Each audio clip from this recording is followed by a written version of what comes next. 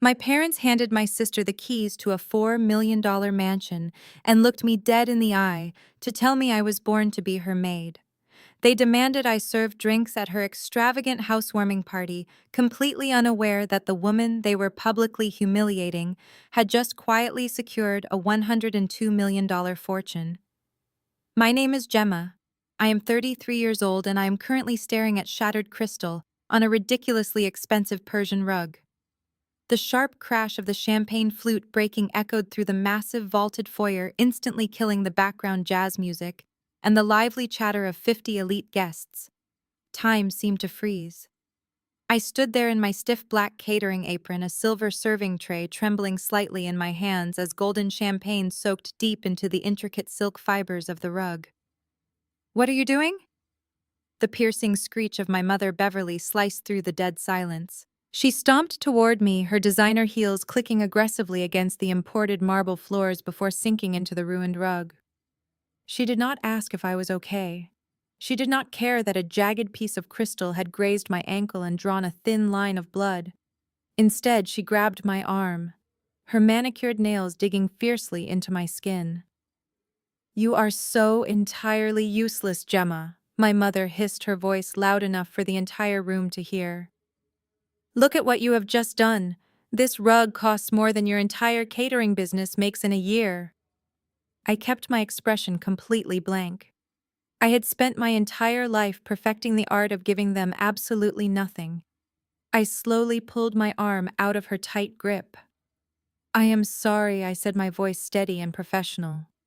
Someone backed into my tray while I was turning. "I will clean it up immediately." "You will be a servant to your sister, so you do not need to cry or make pathetic excuses," my mother snapped back, her eyes flashing with a familiar cruel superiority. "You were put here to help her shine, and you cannot even do that right." A soft, malicious giggle drifted from the grand spiral staircase. I looked up to see my younger sister Sydney descending the steps like royalty holding court. She was 29, draped in a silk designer gown that probably cost a month of my rent, holding a fresh glass of expensive champagne. This was her night. Her new $4 million mansion. Her perfect life, all funded by our parents. "Oh, let her be, Mom," Sydney cooed, though her smile was razor sharp. "You know Gemma gets overwhelmed when she's around successful people. It is not her fault she is clumsy." Sydney reached the bottom of the stairs and leaned heavily against her husband Trey. Trey was 31, a tall, impeccably dressed African-American man who loved playing the role of a brilliant tech startup founder. He adjusted his custom-tailored suit jacket, looking me up and down with absolute disgust. "Honestly," Gemma Trey sneered, swirling his drink, "the minimum wage aesthetic really does not suit this house. We have serious investors here tonight, people with actual net worth. You are embarrassing us. Could you just grab a towel and scrub the floor before it permanently stains?" Before I continue this story, let me know where you are watching from in the comments below. Hit like and subscribe if you have ever had to stand up to toxic family members who desperately tried to keep you at the bottom. I looked around the room. 50 pairs of eyes were glued directly to me. These were my parents' country club friends, Trey's supposed venture capitalist buddies, and Sydney's fake internet influencer entourage. Not a single person stepped forward to intervene. Not a single person told my mother she was being out of line. To them, I was just the hired help who had messed up. I was not a daughter. I was not a sister. I was an employee they did not even have to pay. My father, Richard, stood near the grand stone fireplace, swirling a glass of neat scotch. He caught my eye, shook his head in slow, calculated disappointment, and turned his back to me. That was his signature move. Silent, crushing disapproval designed to make me feel small. They wanted me to break. They wanted me to drop to my knees, scrub the wet rug, and cry tears of frustration while they asserted their dominance. For 33 years, that was the established dynamic. Sydney was the golden child destined for luxury and greatness. I was the scapegoat, the workhorse, the failure they kept around just to make themselves feel bigger. I stared at the puddle of champagne soaking into the expensive floorboards. Underneath my heavy catering apron, my phone was tucked safely in my pocket. I knew exactly what was sitting in my secure email inbox at that very moment. I knew about the newly formed blind trust. I knew that my net worth was currently sitting at exactly $102 million. I took a deep breath. The air in the mansion suddenly felt incredibly thin, but my mind was sharper than it had ever been. I did not reach for a towel. I stood perfectly still in the middle of the mess. The silence in the grand room stretched until my father Richard finally cleared his throat. He stepped into the center of the foyer, holding his scotch glass high. He looked at the crowd, offering a smooth, practiced smile that completely ignored my bleeding ankle. "Ladies and gentlemen," my father announced, "please excuse this disruption. Let this demonstrate the basic economics we discuss over golf." A few older men chuckled.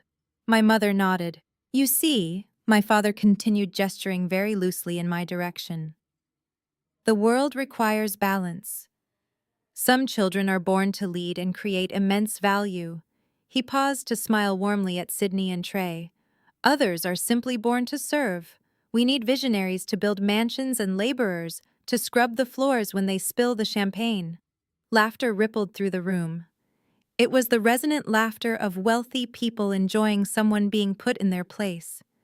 Sydney beamed, leaning against Trey's shoulder. I felt a familiar tightness in my chest, the ghost of every childhood dinner where I was the punchline. But tonight, the tightness evaporated, replaced by a cold, calculating calm. Trey stepped forward, gently pulling away from Sydney. He pulled a folded paper from his blazer, clearly waiting all night to use it.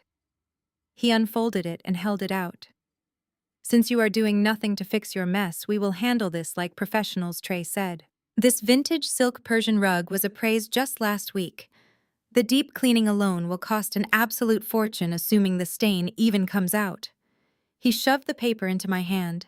It was an itemized invoice from the designer. "That is a $5,000 damage fee," Trey stated loudly.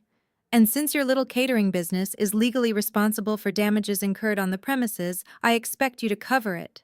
Consider it a hard lesson in liability. Pay up, Gemma, or I will have my lawyers draft a lawsuit that will shut down your kitchen by Monday morning." My mother scoffed loudly from the sidelines. $5,000. She clearly does not have $5,000. "Trey, she lives in a shoebox. She will be paying this off in installments for the next 3 years." I looked down at the invoice. $5,000. A week ago, that number would have given me a panic attack. I would have begged for time. I would have offered to work their parties for free to pay off the debt. But today, $5,000 was quite literally a fraction of the interest my new trust account generated while I was sleeping. I did not cry. I did not apologize. I calmly reached into the pocket of my black apron. Trey laughed, assuming I was reaching for a tissue to wipe my tears. "Do not start crying now," he mocked. "Tears do not pay the bills." I bypassed the tissues and pulled out my wallet. I slid a single solid metal card from the leather slot. It was matte black, completely unbranded on the front, except for the distinctive, subtle engraving of a centurion. It was heavy. It was the kind of card you could not apply for. You had to be invited. I held it between my index and middle finger and extended my arm. Trey stared at it, his confident smirk faltering for a fraction of a second before he burst into loud theatrical laughter. He turned to the crowd. "Are you kidding me right now? A fake black card? You ordered a custom debit card online to look rich in front of our guests. That is the most pathetic thing I have ever seen." I completely ignored his childish mockery. I turned my head and locked eyes with David, the senior event manager I had hired to help coordinate the catering staff. David was standing near the kitchen doors, looking terrified. "David," I called out, my voice ringing clear and authoritative across the silent room. "Bring me the mobile payment terminal." David rushed over to me carrying the sleek square reader. His hands were shaking slightly. "Charge this for $5,000, I instructed calmly. "Add a 20% gratuity for yourself and the rest of the kitchen staff for having to endure this hostile environment." I dropped the card onto David's silver tray.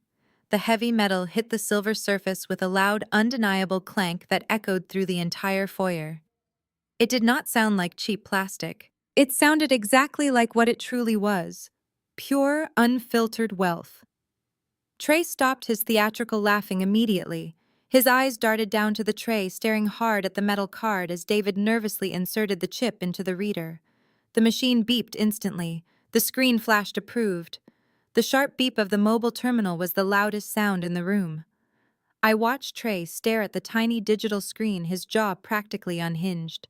The arrogant smirk that usually lived on his face had completely vanished, replaced by a sudden and intense confusion.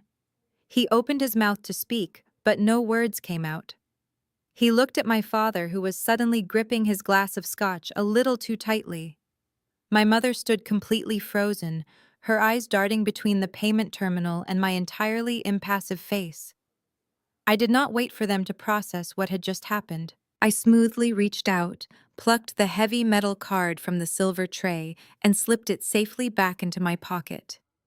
"David," I said, my voice steady and professional, "please ensure the cleaning crew is called immediately. The rest of the staff should focus on the past hors d'oeuvres." I turned my back on the 50 silent guests and pushed through the heavy wooden double doors leading into the massive gourmet kitchen. The moment the doors swung shut behind me, the oppressive and suffocating atmosphere of my family vanished.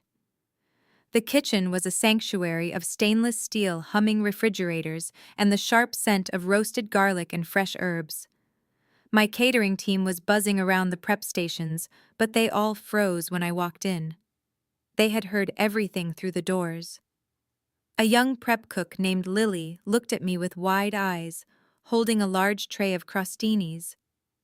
Chef Lily whispered nervously, "Are you okay? We heard what your mother said. We heard what Trey demanded from you." "I am perfectly fine, Lily," I replied, walking over to the nearest sink to wash my hands. "Let us stay focused on the menu. We have 60 plates of seared scallops to finish, and the caviar needs to be chilled properly before service." I dried my hands and tied my black catering apron a little tighter. It was stained with a few drops of spilled champagne and a smudge of flour, the uniform of the servant my family so desperately needed me to be. I began expertly plating the tiny and intricate appetizers. My hands moved with practiced precision, arranging delicate microgreens over the seared scallops. I found comfort in the rhythm of the kitchen. It was the only place I had ever felt a sense of absolute control. Suddenly, the phone in my pocket vibrated with a long and distinct buzz. It was the secure, encrypted alert I had set up exclusively for my legal team. I wiped my hands on a clean towel, stepped away from the busy prep station, and pulled out my phone. The screen illuminated the dim corner of the kitchen. It was a message from Mr. Harrison, the senior wealth management attorney I had retained secretly over a month ago. I opened the secure portal. The message was brief, professional, and entirely life-altering. "The Horizon Blind Trust is fully funded. $102 million post-tax has cleared. The final paperwork for the $8 million Bel Air estate is complete, and the keys are secured with the private security team. You are officially ready to proceed." I read the words 3 times. $102 million. Post-tax. It was a number so large it felt almost abstract, like a line of code rather than actual currency. Yet it was real. It was sitting in a trust completely insulated from my parents, from Sydney, and from Trey. They could not touch it. They could not even find it. I locked my phone and slid it back into my pocket. I turned and faced the massive double-door stainless steel refrigerator. The highly polished metal acted like a slightly distorted mirror. I stared at my reflection. I saw a 33-year-old woman in a stained black apron, her hair pulled back into a tight and practical bun. I saw the cheap, sensible shoes I wore to stand for 14 hours a day. I saw the tiny scratch on my ankle from the broken champagne glass, still slowly weeping a single drop of blood. This was the Gemma my family knew. The workhorse. The complete failure. The maid who was only invited to the mansion to serve the people who actually mattered. But looking closer at my reflection in that cold steel, I saw something else entirely. I saw the posture of a woman who literally owned the ground they walked on. The contrast was almost intoxicating. My family was out there in the foyer, desperately clinging to their fragile illusions of superiority, measuring their worth by a $4 million house they begged the bank to approve. Meanwhile, I was standing in their kitchen, quietly holding a massive fortune that could buy their entire lives 20 times over. I did not need their validation anymore. I did not need to scream or cry or demand their basic respect. The power dynamic had violently shifted, and they were entirely oblivious. A slow and dangerous smile finally broke across my face. The heavy stainless steel doors of the kitchen violently swung open, instantly shattering the quiet rhythm my team had finally established. I watched the reflection in the refrigerator door before I even turned around. It was Sydney. Her face was flushed with a mixture of anger and embarrassment, the delicate silk of her designer gown swishing aggressively as she stormed into my workspace. She marched straight toward me, completely ignoring the busy prep cooks and the hot stoves.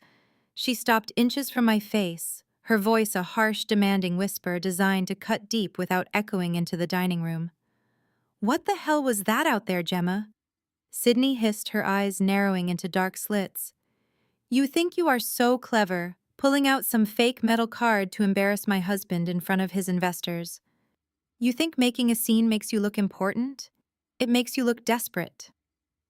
I turned away from the refrigerator and faced her. I did not say a word. I simply looked at her. For the first time in my life, I was looking at my younger sister. Not as a golden child I had to please, but as a completely insignificant stranger throwing a temper tantrum in a house she could not actually afford. "Since you clearly do not know how to act around people of our status," Sydney continued, crossing her arms tightly across her chest, "you are done serving for the night. You are making my guests uncomfortable. Actually, you are making me uncomfortable." She pointed a perfectly manicured finger toward the back corner of the kitchen, where 4 large industrial trash bins were overflowing with discarded food prep and empty boxes. "You are going to take all of that garbage down to the basement," Sydney ordered. "And you are going to use the service elevator at the back of the house. Do not walk through the main hallway. Do not let any of my friends see you again. When you are done taking out the trash, you can wait in your little catering van until the party is over." The kitchen went completely dead. The sound of sizzling scallops and chopping knives stopped abruptly. Lily, the young prep cook, stared at us in absolute shock. David, the event manager, looked like he wanted to sink into the floorboards. They were waiting for me to apologize. They were waiting for the Gemma they knew to nod, pick up the heavy black trash bags, and quietly slip away into the shadows of the service elevator. Instead, I reached up to the back of my neck. I grasped the knot of my stained black catering apron. With one swift, fluid motion, I untied it. I pulled the heavy fabric over my head and let it drop onto the pristine stainless steel prep counter with a soft thud. It landed right next to the tray of delicate caviar appetizers I was supposed to serve. Sydney stared at the discarded apron, her arrogant expression faltering into genuine confusion. "What are you doing? I told you to take out the trash." "I am done taking out the trash, Sydney," I said. My voice was calm, completely devoid of the fear or subservience she expected. "In fact, I am done with all of it. Have a wonderful housewarming party." I stepped around her, leaving her standing in the middle of my kitchen. I did not head for the back door. I did not walk toward the hidden service elevator. I walked straight toward the heavy wooden double doors that led directly back into the grand foyer. "You get back here right now!" Sydney shrieked, her voice cracking, as the facade of the elegant hostess completely crumbled. I pushed through the double doors. The bright lights of the party hit my eyes, and the lively jazz music washed over me. The 50 elite guests were mingling, holding fresh drinks, acting as if the earlier humiliation had never happened. When I stepped into the room, sans apron standing tall, the conversation began to die down once again. I walked with absolute purpose. I did not rush, and I certainly did not lower my head. I walked directly through the center of the VIP crowd. The wealthy guests, The venture capitalists, the fake influencers, they all parted ways from me like the Red Sea. My parents were standing near the grand staircase. My mother gasped, her hand flying to her chest in horror as she realized I was walking out the front door instead of using the servant exit. Sydney burst through the kitchen doors right behind me, completely losing her composure. "You cannot just leave!" she screamed, her voice echoing off the vaulted ceilings. "If you walk out that door, you are finished, Gemma. I will go on Yelp, right now. I will ruin your catering business. I will tell every country club in this city that you are a thief and a liar. You will never cook for anyone again." I reached the massive custom oak front doors. I wrapped my hand around the heavy brass handle and pulled the door open. The cool, crisp night air rushed in, carrying the scent of expensive jasmine planted along her driveway. I paused on the threshold just for a moment. I did not turn around to look at Sydney's red, screaming face. I did not look at my parents standing in stunned silence. I simply stepped out into the night, letting the heavy door pull shut behind me with a loud final click, leaving them locked inside their beautiful hollow cage. 2 days passed in absolute silence. I did not receive a single text message or missed call apologizing for the disaster at the mansion. Instead, on Tuesday morning, my phone lit up with a cold, demanding text from my father. "Be at our house at noon. We have family business to discuss.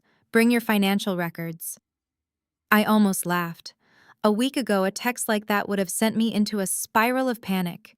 I would have spent hours reviewing my meager catering ledger, wondering what I had done wrong. Now, sitting at the small laminate counter of my cramped 600-square-foot condo, I simply finished my coffee. I put on a clean, casual outfit, got into my modest sedan, and drove to the affluent neighborhood where I grew up. My parents lived in a sprawling colonial-style house that always felt more like a museum than a home. When I walked through the front door, the heavy silence immediately pressed down on me. My mother Beverly and my father Richard were sitting rigidly in the formal living room. This room was reserved strictly for serious matters and impressing guests. A thick stack of printed documents rested perfectly centered on the glass coffee table between them. "Sit down, Gemma," my father commanded, not even bothering to offer a greeting. He gestured sharply to the stiff wingback chair opposite the sofa. I sat down slowly, keeping my posture perfectly straight. I did not look nervously at the papers. I looked directly into his eyes, waiting. "We are going to bypass the theatrics of Saturday night." My father began lacing his fingers together in a tight grip. "What you did was deeply embarrassing, but we are willing to move past your little tantrum because family must stand united during transitional periods. Trey is currently restructuring his tech startup. He is pivoting the business model, and that requires immediate capital." I stared at him, letting the corporate buzzwords hang in the sterile air of the living room. Restructuring, pivoting, capital. It was a very polite, sanitized way of saying Trey was rapidly running out of other investor money, and his investors were demanding answers. And what exactly does his failing business have to do with me? I asked, my voice completely flat and devoid of emotion. "Do not use that tone with us," my mother snapped, leaning forward so abruptly that her pearl necklace swung against her chest. Her perfectly styled hair barely moved. "Trey is an innovator. He is just facing a temporary cash flow issue. Your father and I have already done our part by helping them secure the new mansion. Now it is your turn to step up and support your sister today." My father slid the thick stack of papers across the glass table toward me. "I want you to review these documents and sign them," he instructed. "I have already spoken to a loan officer at my bank. Given the current equity you hold in your little apartment, you are approved for a second mortgage. You are going to sign these papers, extract $100,000 in cash, and transfer it directly to his business account by Friday." I looked down at the documents. They had actually taken the liberty of drafting a second mortgage application for my home without my consent. The sheer audacity of it was breathtaking. They wanted me to put my only shelter on the line to fund the delusions of a man who had literally tried to extort $5,000 from me just 48 hours prior. They wanted me to shoulder a massive debt I could never repay on a chef's salary. You want me to take out a mortgage on my condo to give Trey $100,000. Yes, my father said very firmly, speaking slowly, as if he were explaining basic math to a toddler. It is an investment in your family legacy. My mother sighed loudly, crossing her legs and looking at me with pure condescension. Be practical, Gemma. You are 33, single, and you work as a cook. You do not actually need to own a house. If you cannot afford the new mortgage payments, you can just rent a small studio apartment closer to the commercial kitchens. Sydney, on the other hand, has a prominent husband and a social standing to maintain. She has a real family. They need financial security. Her words were designed to cut me down to the bone. You are single and a cook. You do not need a house. Sydney has a real family. For my entire life, they had viewed me not as a human being, but as a spare resource to be harvested. Everything I worked for was collateral for the golden child. I looked down at the crisp white pages of the loan application. They had already filled out my name, my address, and my estimated income. All they needed was my signature to chain me to a massive financial burden for the next 30 years. I reached out, picked up the expensive fountain pen my father had placed next to the stack, and examined it for a moment. Then I set the pen down gently on the glass coffee table and pushed the documents back toward him. No, I said.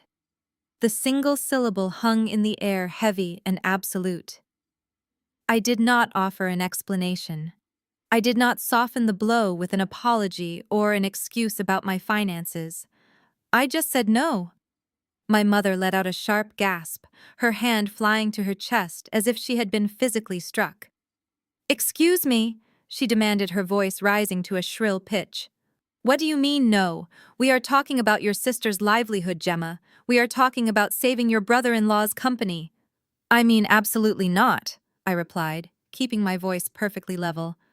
"I am not taking out a second mortgage on my home.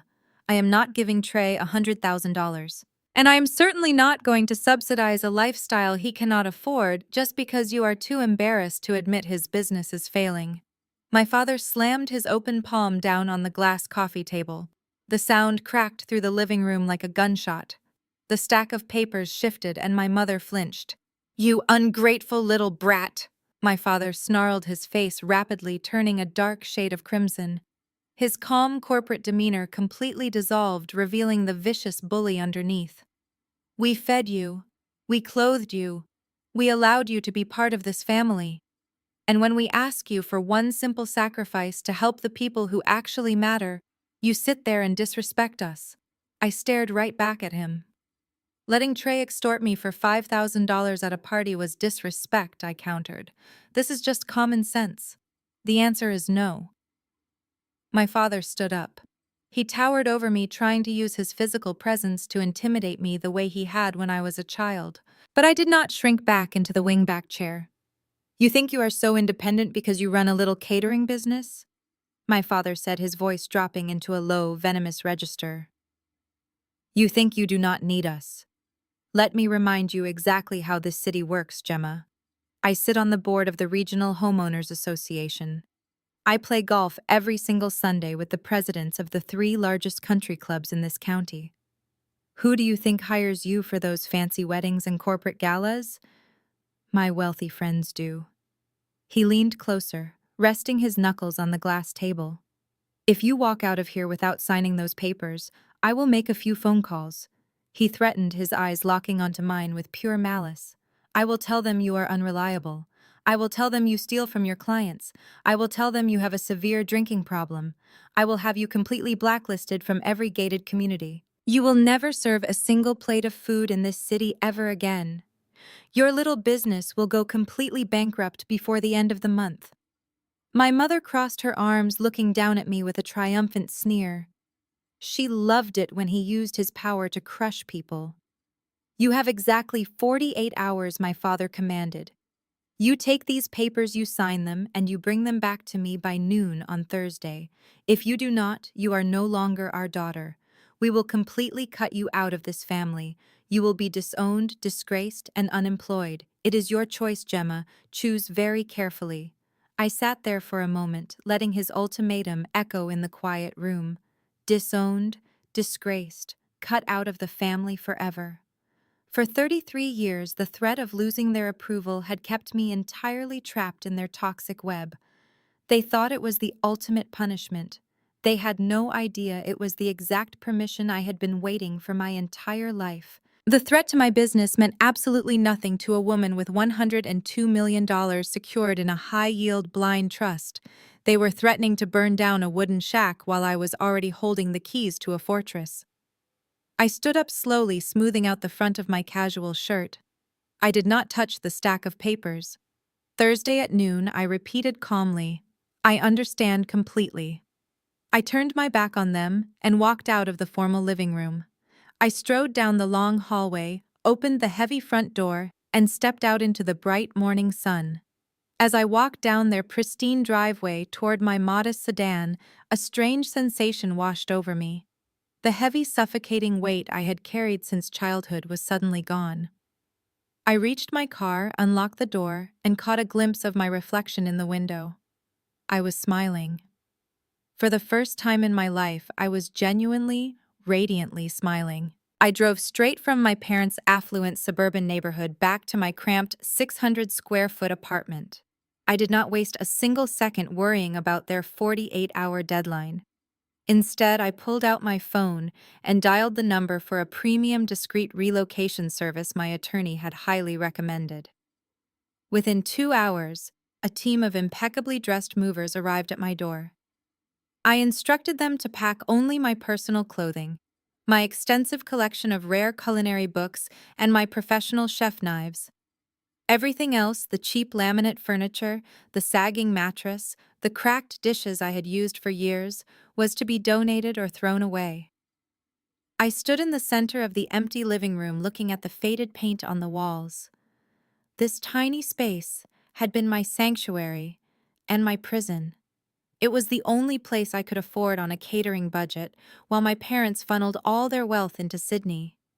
Now it was just an empty box I was leaving behind forever. I handed the spare keys to the building manager without a single ounce of nostalgia and stepped into the back of the sleek black town car my security team had arranged. The drive from my old neighborhood to Bel Air took less than an hour, but it felt like crossing into an entirely different universe. As the luxury town car navigated the winding, perfectly manicured roads of the ultra-exclusive enclave, the lingering tension in my shoulders completely dissolved. We pulled up to a massive set of wrought iron gates, flanked by towering privacy hedges. The heavy gates silently glided open at our approach, revealing a sweeping cobblestone driveway that led directly to my new reality. The $8 million estate was a breathtaking masterpiece of modern architecture. It featured gleaming white stucco imported terracotta roof tiles and massive floor-to-ceiling windows that offered an unobstructed panoramic view of the entire Los Angeles skyline. It was not just a house, it was a fortress of absolute independence. I stepped out of the vehicle and took a deep breath of the crisp, fragrant air. There were no parents here to constantly judge me. There was no sister here to demand my servitude. There was only me and the quiet, undeniable power of the empire I was about to build from the ground up. A tall, broad-shouldered man in a sharp, dark suit walked out the double front doors to greet me. He introduced himself as Garrison, the lead operative of the private security firm my attorney had personally contracted. Garrison was former military intelligence, and his team consisted entirely of highly trained ex-Special Forces personnel. He handed me a sleek digital tablet to initialize the estate protocols. I walked through the grand entryway, systematically pressing my thumb against the biometric scanners installed at every major access point. Garrison explained that the entire perimeter was constantly monitored by 24-hour thermal cameras, laser motion sensors, and a dedicated off-site control room. Nobody could drive up the private road, let alone approach the main gates, without my explicit digital authorization. I finalized the system setup, registering my fingerprints and retinal scans. My father's vicious threat to completely ruin my life felt incredibly distant and pathetic as I watched the heavy steel reinforced doors lock behind me with a satisfying magnetic click. I was entirely untouchable. They could never force their way into my life ever again. I handed the tablet back to Garrison and thanked him for his thorough work. Garrison led me through the expansive living areas, but I only had one destination in mind: the kitchen. When I finally pushed open the frosted glass doors, I actually gasped out loud. My wealth management attorney had followed my exact architectural specifications perfectly. It was a state-of-the-art commercial-grade sanctuary, brilliantly disguised as a luxury residential kitchen.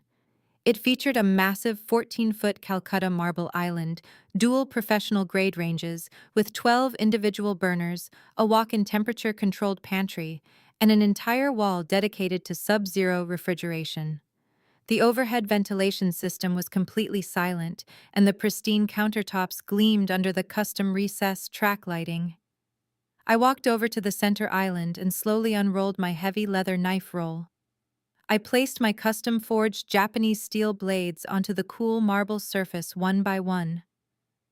For my entire adult life, I had cooked purely to survive. I had cooked to pay off mounting debts, to appease demanding clients, and to serve my ungrateful family.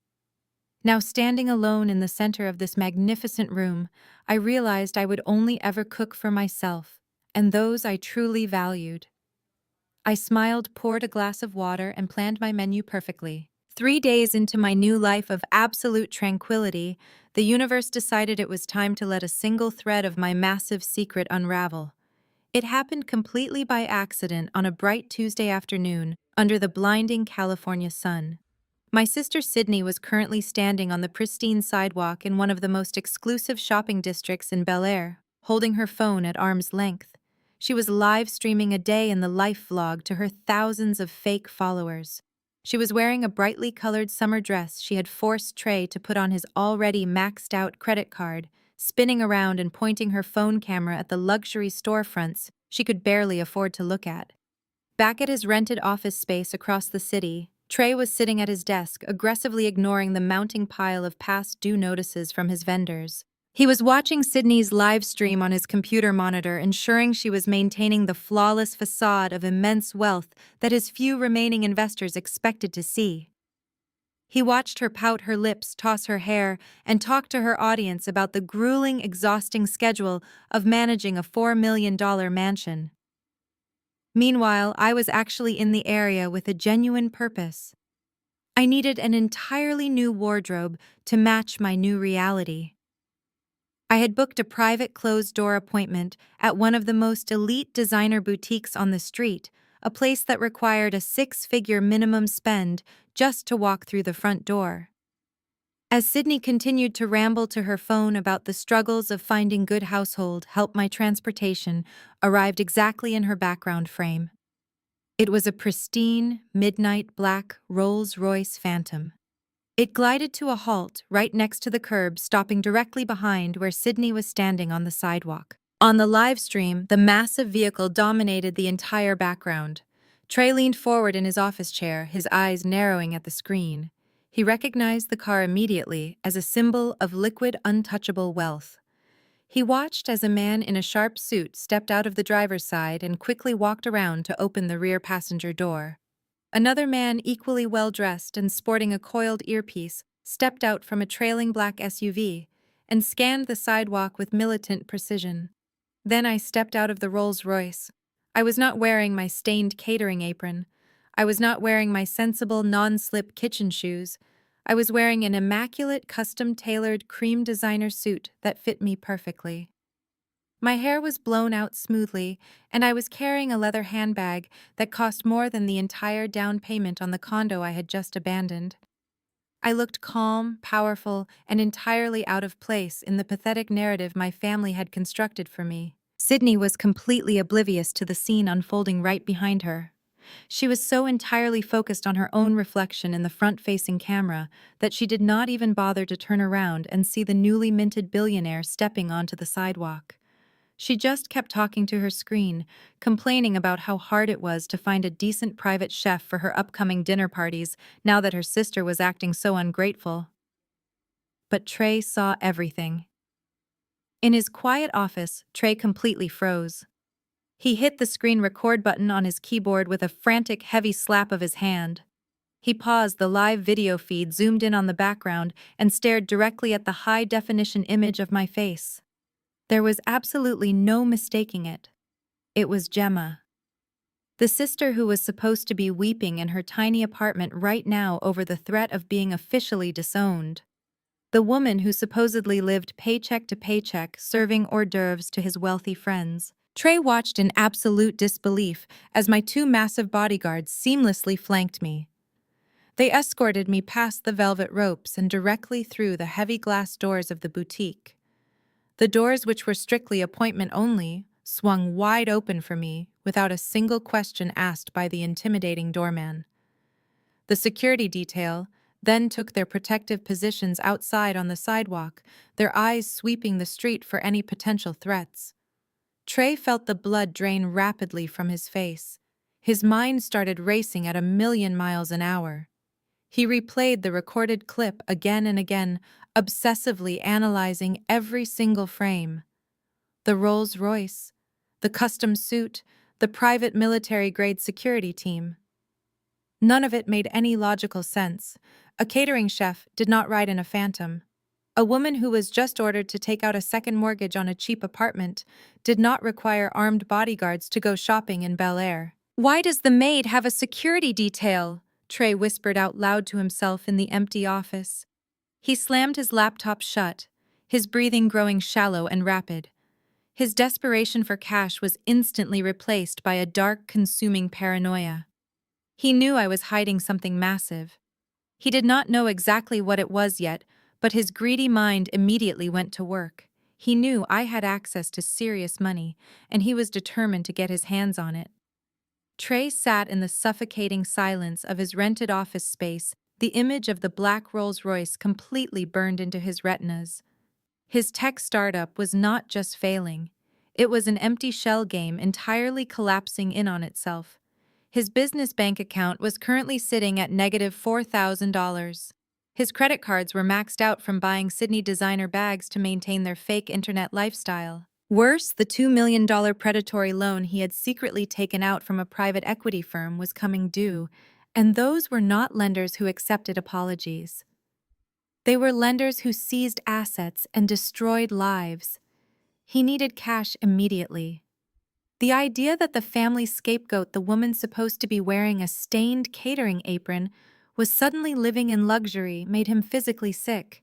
His greedy mind went to work constructing a narrative making sense to his inflated ego. Gemma was just a cook. She did not have the drive to build real wealth. Someone else had to be funding this. Trey convinced himself that she had found a wealthy benefactor, a sugar daddy who demanded absolute discretion. If Gemma was playing the role of a high-priced mistress to some married billionaire, Trey knew she would do anything to keep that information hidden. Especially now she was walking around Bel Air acting like royalty. Scandal meant leverage. Leverage meant blackmail. And blackmail meant the massive infusion of cash his dying company desperately needed. Trey locked his door and pulled down the window blinds. He was going to find out exactly who was signing her checks, and he was going to force her to cut him a massive piece of the pie. He cracked his knuckles and opened a heavily encrypted browser on his laptop. Before Trey became a supposed visionary founder, he worked in low-level data security. He knew exactly how to navigate the dark corners of the internet where information is sold without legal oversight. He did not need a court order or valid business reason to run a background check. He just needed the right software and a few $100s in cryptocurrency. He typed her full legal name and date of birth. He pulled up the digital copy of the fraudulent second mortgage application my parents tried to force me to sign. My father had conveniently filled out my social security number on that form, leaving the document in Trey's possession. Trey typed the 9 digits into the illegal database and hit enter. He was committing federal identity theft, but he was entirely beyond caring about the law at this point. He simply needed the payout. The screen went dark for a few agonizing seconds as the algorithm scraped through thousands of financial institutions, tax records, and hidden banking networks. Trey leaned closer to the monitor, his heart hammering against his ribs. He fully expected to see a long list of massive, untraceable wire transfers from an offshore account. He expected to find shared property deeds or a suspicious allowance deposited into her modest checking account. He wanted the smoking gun that would allow him to march up to those heavy iron gates in Bel Air and demand $500,000 for his absolute silence. The progress bar reached 100%. The screen flashed bright white, illuminating Trey's sweaty face in the dim office. A massive, incredibly detailed financial dossier populated on the monitor. Trey quickly scrolled past the very basic information. He skipped my catering income and the lease agreement for the condo I had abandoned. He was looking for the hidden wealth, the massive influx of dirty money. As he dug deeper into the comprehensive credit report, his confident smirk slowly vanished. There were no offshore wire transfers. There were no shared bank accounts with a mysterious billionaire. There was no sugar daddy. Instead, Trey found something far more confusing and significantly more dangerous. He noticed a bizarre anomaly buried deep in the historical data of my credit file. He frowned, highlighting a section of the report from 15 years ago. When I was just 18 years old, a time when I was barely making minimum wage washing dishes in a local diner, my credit profile showed a massive explosion of financial activity. Someone had opened 5 different high-limit credit cards and secured a massive personal bank loan all under my name and my social security number. Trey scrolled further down, his eyes widening in absolute shock. The total amount of borrowed money was exactly $100,000, and every single cent of it had been completely defaulted, on completely destroying my credit score for over a decade. Trey stared at the screen, realizing he had not found a sugar daddy. He had found a massive crime. Trey leaned closer to the monitor, his eyes scanning the intricate details of the defaulted loans. The dates matched up perfectly with the year I turned 18. He clicked on the digital copies of the original loan applications attached to the credit file. The home address listed on the paperwork was my parents' sprawling colonial house. The emergency contact was my father, Richard, and the signature at the bottom claiming to be mine was a blatant, sloppy forgery. It was my mother's distinct, looping handwriting. Trey sat back in his chair, the pieces rapidly snapping together in his mind. He knew the family history perfectly well. He knew that 15 years ago, my parents had suddenly sent Sydney on an incredibly expensive year-long European excursion and completely remodeled their house. Now he knew exactly how they funded that luxury. They stole their own daughter's identity, maxed out massive lines of credit, and left me holding the bag. This was the exact reason I had been denied federal student loans for culinary school. When I was 19, I stood in the financial aid office completely devastated, listening to a counselor tell me my credit was utterly destroyed. My parents had feigned shock and profound disappointment at the time, using my lack of formal education to further trap me in their service. But Trey found something else, something that made his blood run completely cold. He noticed a digital footprint on the credit bureau's server. 6 months ago, someone had requested certified copies of all these fraudulent documents. Someone had initiated a formal dispute process and compiled an extensive digital dossier containing every forged signature, every bank transfer, and every piece of identifying metadata. It was me. I had known about their crime for years, quietly gathering irrefutable proof, waiting for the perfect moment to strike. Trey did not waste another single second. He printed the entire 80-page dossier, shoved the papers into his leather briefcase, and ran out to his car. He drove recklessly across town, speeding through red lights until he reached my parents' affluent suburban neighborhood. He aggressively pulled into their driveway, threw the car in park, and burst through the front door without even knocking. Richard and Beverly were sitting in the formal living room, sipping afternoon tea, and complaining about my stubborn attitude. Trey did not offer a greeting.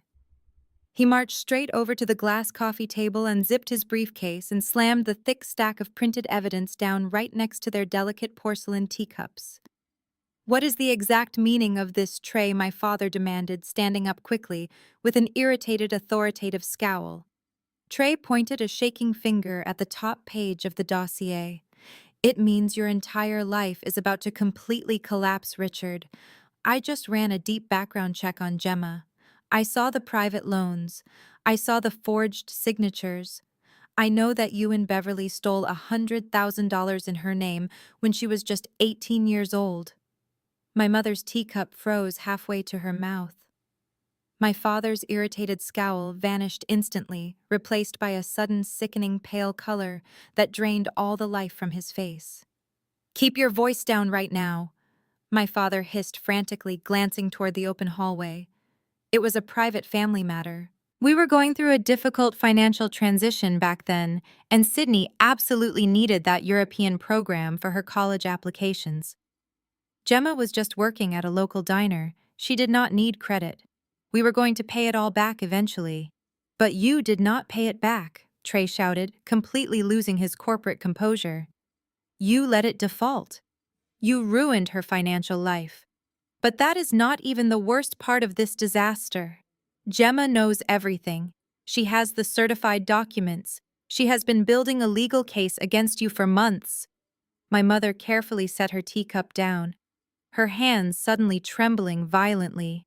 What do you mean she knows? She is just a caterer. She does not have the resources to hire a lawyer. She is not just a caterer anymore, Beverly Trey snapped, his voice cracking with sheer panic. I saw her in Bel Air today. She stepped out of a brand new Rolls-Royce wearing custom designer clothes, surrounded by a private military security detail. I thought she had found a rich boyfriend, but this is entirely different. She has real power now. She has money. And she is holding federal wire fraud and identity theft charges right over your heads. The formal living room fell into a suffocating, terrifying silence. The reality of the situation crashed down on my parents with the weight of a freight train. They had spent the last 15 years treating me like an indentured servant, convinced I was trapped. Now they realized I was not trapped at all. I was a ticking time bomb. They had unknowingly handed me the detonator years ago, and my father's recent threat to ruin my business had just started the final countdown. The suffocating silence in my parents' formal living room was suddenly shattered by the aggressive rapid-fire buzzing of Trey's cell phone.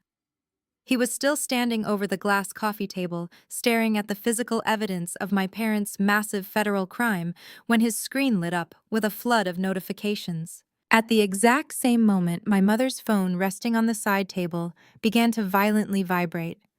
Then my father's phone chimed. It was a synchronized chorus of digital panic. Trey reluctantly pulled his eyes away from the fraudulent loan documents and picked up his phone. He swiped open the screen, and his expression instantly morphed from paranoid terror to complete, unadulterated shock. He was staring at a breaking news alert from a notoriously aggressive financial tabloid website. The headline was plastered in bold, inescapable letters across his screen.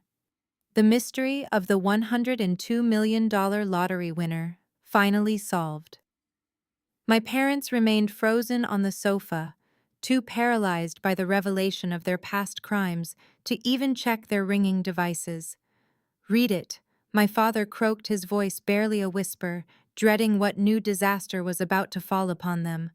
Trey swallowed hard, his throat completely dry. He began to read the article aloud, his voice trembling slightly, as the magnitude of the numbers hit him. According to the article, the largest state lottery jackpot in history had been quietly claimed weeks ago by an anonymous entity known only as the Horizon Blind Trust. The financial maneuvers were executed flawlessly to protect the identity of the newly minted centimillionaire. The trust immediately purchased a sprawling $8 million fortress in Bel Air, completely insulated from public records. But a single careless mistake unraveled the entire veil of secrecy. A junior paralegal working for the elite real estate firm handling the Bel Air transaction had filed a secondary routine county property tax assessment form. Instead of listing the Horizon Blind Trust as the primary holding entity, the sloppy paralegal had accidentally entered my full legal name on the public filing. Trey kept reading, his eyes scanning the paragraphs as the tabloid explained how relentless internet sleuths had discovered the administrative blunder. A group of amateur digital investigators obsessed with unmasking the lottery winner had set up automated alerts for high-value real estate transactions in Los Angeles County. The moment the paralegal filed that tax document, the sleuths received the data. But a name on a tax form was not enough to confirm identity. They needed visual proof. That was exactly when Sydney's disastrous day in the life vlog provided the final fatal puzzle piece. The tabloid article featured a massive high-definition screenshot taken directly from my sister's live stream earlier that afternoon. It showed the pristine Rolls-Royce, the military-grade security detail, and me stepping onto the Bel Air sidewalk in my custom designer suit. The internet sleuths had cross-referenced the timing of the live stream, the geographical location of the luxury boutique, and the newly filed property tax records. The dots were connected with devastating precision. The massive secret was officially out now. The woman in the viral screenshot, the woman wearing the immaculate cream suit and commanding a private army, was the sole owner of the $102 million fortune. Trey dropped his phone onto the glass coffee table. The device landed right on top of the forged loan documents, creating a profound intersection of my family's greatest sin and my ultimate victory. $102 million. Trey repeated softly, the words sounding completely alien in the tense room. He looked at my parents, his eyes wide with a terrifying mixture of greed and absolute despair. She does not have a sugar daddy. She has $100 million of her own cash. My mother let out a small strangled gasp and covered her mouth with both hands. Her mind desperately tried to process the fact that the daughter she had treated like a worthless maid her entire life was now wealthier than everyone they knew combined. My father slumped back against the sofa cushions, the color entirely drained from his face. The power dynamic had not just shifted, it had been completely obliterated. I was no longer just a threat holding evidence of their past crimes. I was a massive public titan of wealth, and they had spent the last week actively trying to destroy me. The synchronized buzzing of their phones suddenly intensified. It was no longer just breaking news alerts. It was the frantic, endless calls of extended family members, country club associates, and reporters who had managed to track down their contact information. The comfortable bubble of their suburban life was violently bursting, and the whole world was watching. While my family was experiencing a complete meltdown in their suburban living room, I was sitting quietly on the expansive marble terrace of my Bel Air estate, enjoying a perfectly brewed cup of espresso. The morning marine layer had just burned off, revealing a breathtaking, unobstructed view of the Pacific Ocean. I had planned to spend the afternoon going through the blueprints for the new restaurant I was privately funding. But my phone sitting next to my espresso cup had other plans. It vibrated once, a short, sharp buzz. Then it vibrated again. Within seconds, the device was locked in a continuous, aggressive spasm, sliding slightly across the glass patio table from the sheer force of the incoming notifications. I leaned forward and tapped the screen. The lock screen was a chaotic waterfall of missed calls, urgent text messages, and social media tags. The numbers were staggering: 50 missed calls, 100 text messages, 200 new voicemails. And they were all coming from the exact same small group of people who had spent my entire life ignoring my very existence unless they needed someone to scrub their floors. I watched the names flash across the screen: Richard, Beverly, Sydney, Trey. Then came the aunts, the uncles, and the cousins who had happily laughed along when my parents publicly humiliated me at holiday dinners. They were all desperately trying to claw their way back into my life simultaneously. I picked up the phone, my expression entirely calm, and navigated straight to my voicemail inbox. I did not need to listen to all of them. I knew exactly what they would sound like. I tapped on the most recent voicemail left by my mother, Beverly. I pressed play and put the phone on speaker, letting her frantic, hysterical voice echo across the quiet luxury of my private terrace. Gemma, her voice shrieked through the tiny speaker, sounding completely unhinged and desperate. Where are you? Why are you not answering your phone? The news is everywhere. They are saying you won the lottery. They are saying you have $102 million. This has to be some kind of insane mistake, right? But if it is true, you need to come home immediately. Do you hear me? Come home right now. We are your family. That money belongs to our family. Gemma, you do not know how to handle that kind of wealth. We need to set up a joint account. Trey is facing a major business crisis, and we need to transfer funds to him by the end of the week, or he is going to lose everything. Call me back the exact second you get this. I let the recording finish. The sheer entitlement was almost physically repulsive. She did not ask how I was doing. She did not apologize for the lifelong abuse or the recent threat to destroy my catering business. Her very first instinct upon discovering I had money was to demand I surrender it to the very people who had actively tried to ruin my life. She still viewed me as a resource, just a vessel meant to carry wealth back to the golden child and her failing husband. I did not feel a single ounce of guilt or obligation. The emotional chains they had wrapped around me for 33 years had completely rusted away. I systematically went through my contact list. I tapped my father's name, block caller. I tapped my mother's name, block caller. I did the exact same for Sydney Trey and every single extended family member who had suddenly remembered I existed. I wiped the slate entirely clean with a few simple swipes of my finger. Then I opened my encrypted messaging app and sent a direct order to Garrison, the head of my private security detail. Garrison, I typed quickly. My identity has been compromised by the press. I expect my biological family to attempt to breach the perimeter of this estate within the hour. They are not welcome here under any circumstances. They are considered hostile. If they approach the main gates, do not engage in conversation. Do not accept any packages or letters. If they refuse to leave the public road leading to the entrance, you have my full authorization to contact the local authorities and have them removed for trespassing and harassment. Garrison replied less than 10 seconds later. Understood, Ms. Gemma. The perimeter is fully secured. The gate cameras are active and my team is on standby. Nobody gets through without your explicit physical presence. I locked my phone and placed it face down on the table. The continuous, aggressive vibrating finally stopped, replaced by the gentle sound of the wind blowing through the privacy hedges. The frenzied aftermath of the media leak was raging violently just outside my walls, but inside my fortress there was only peace. I picked up my espresso cup, took a slow sip, and turned my attention back to the restaurant blueprints. I knew they were coming, but for the first time in my life, I was absolutely ready for them. It took exactly 42 minutes for the perimeter alarm to silently trigger. I was still sitting on my terrace running a red pen across the restaurant floor plans when Garrison stepped out through the glass doors. He held a secure tablet in his hand and maintained a completely neutral expression.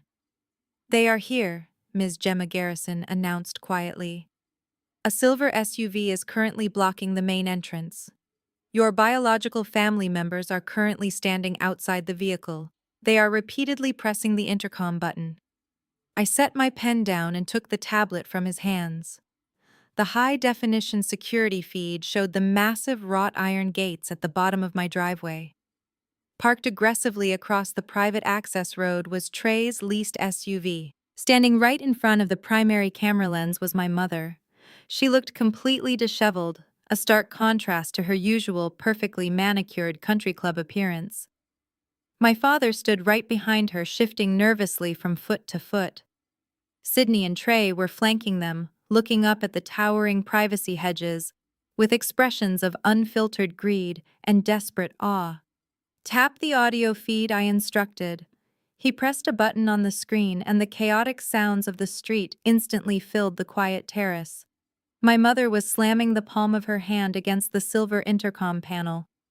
Gemma, please pick up, my mother cried out, her voice thick with exaggerated theatrical tears. We know you are in there, sweetheart. Please let us in. We are so incredibly sorry about the misunderstanding at the party.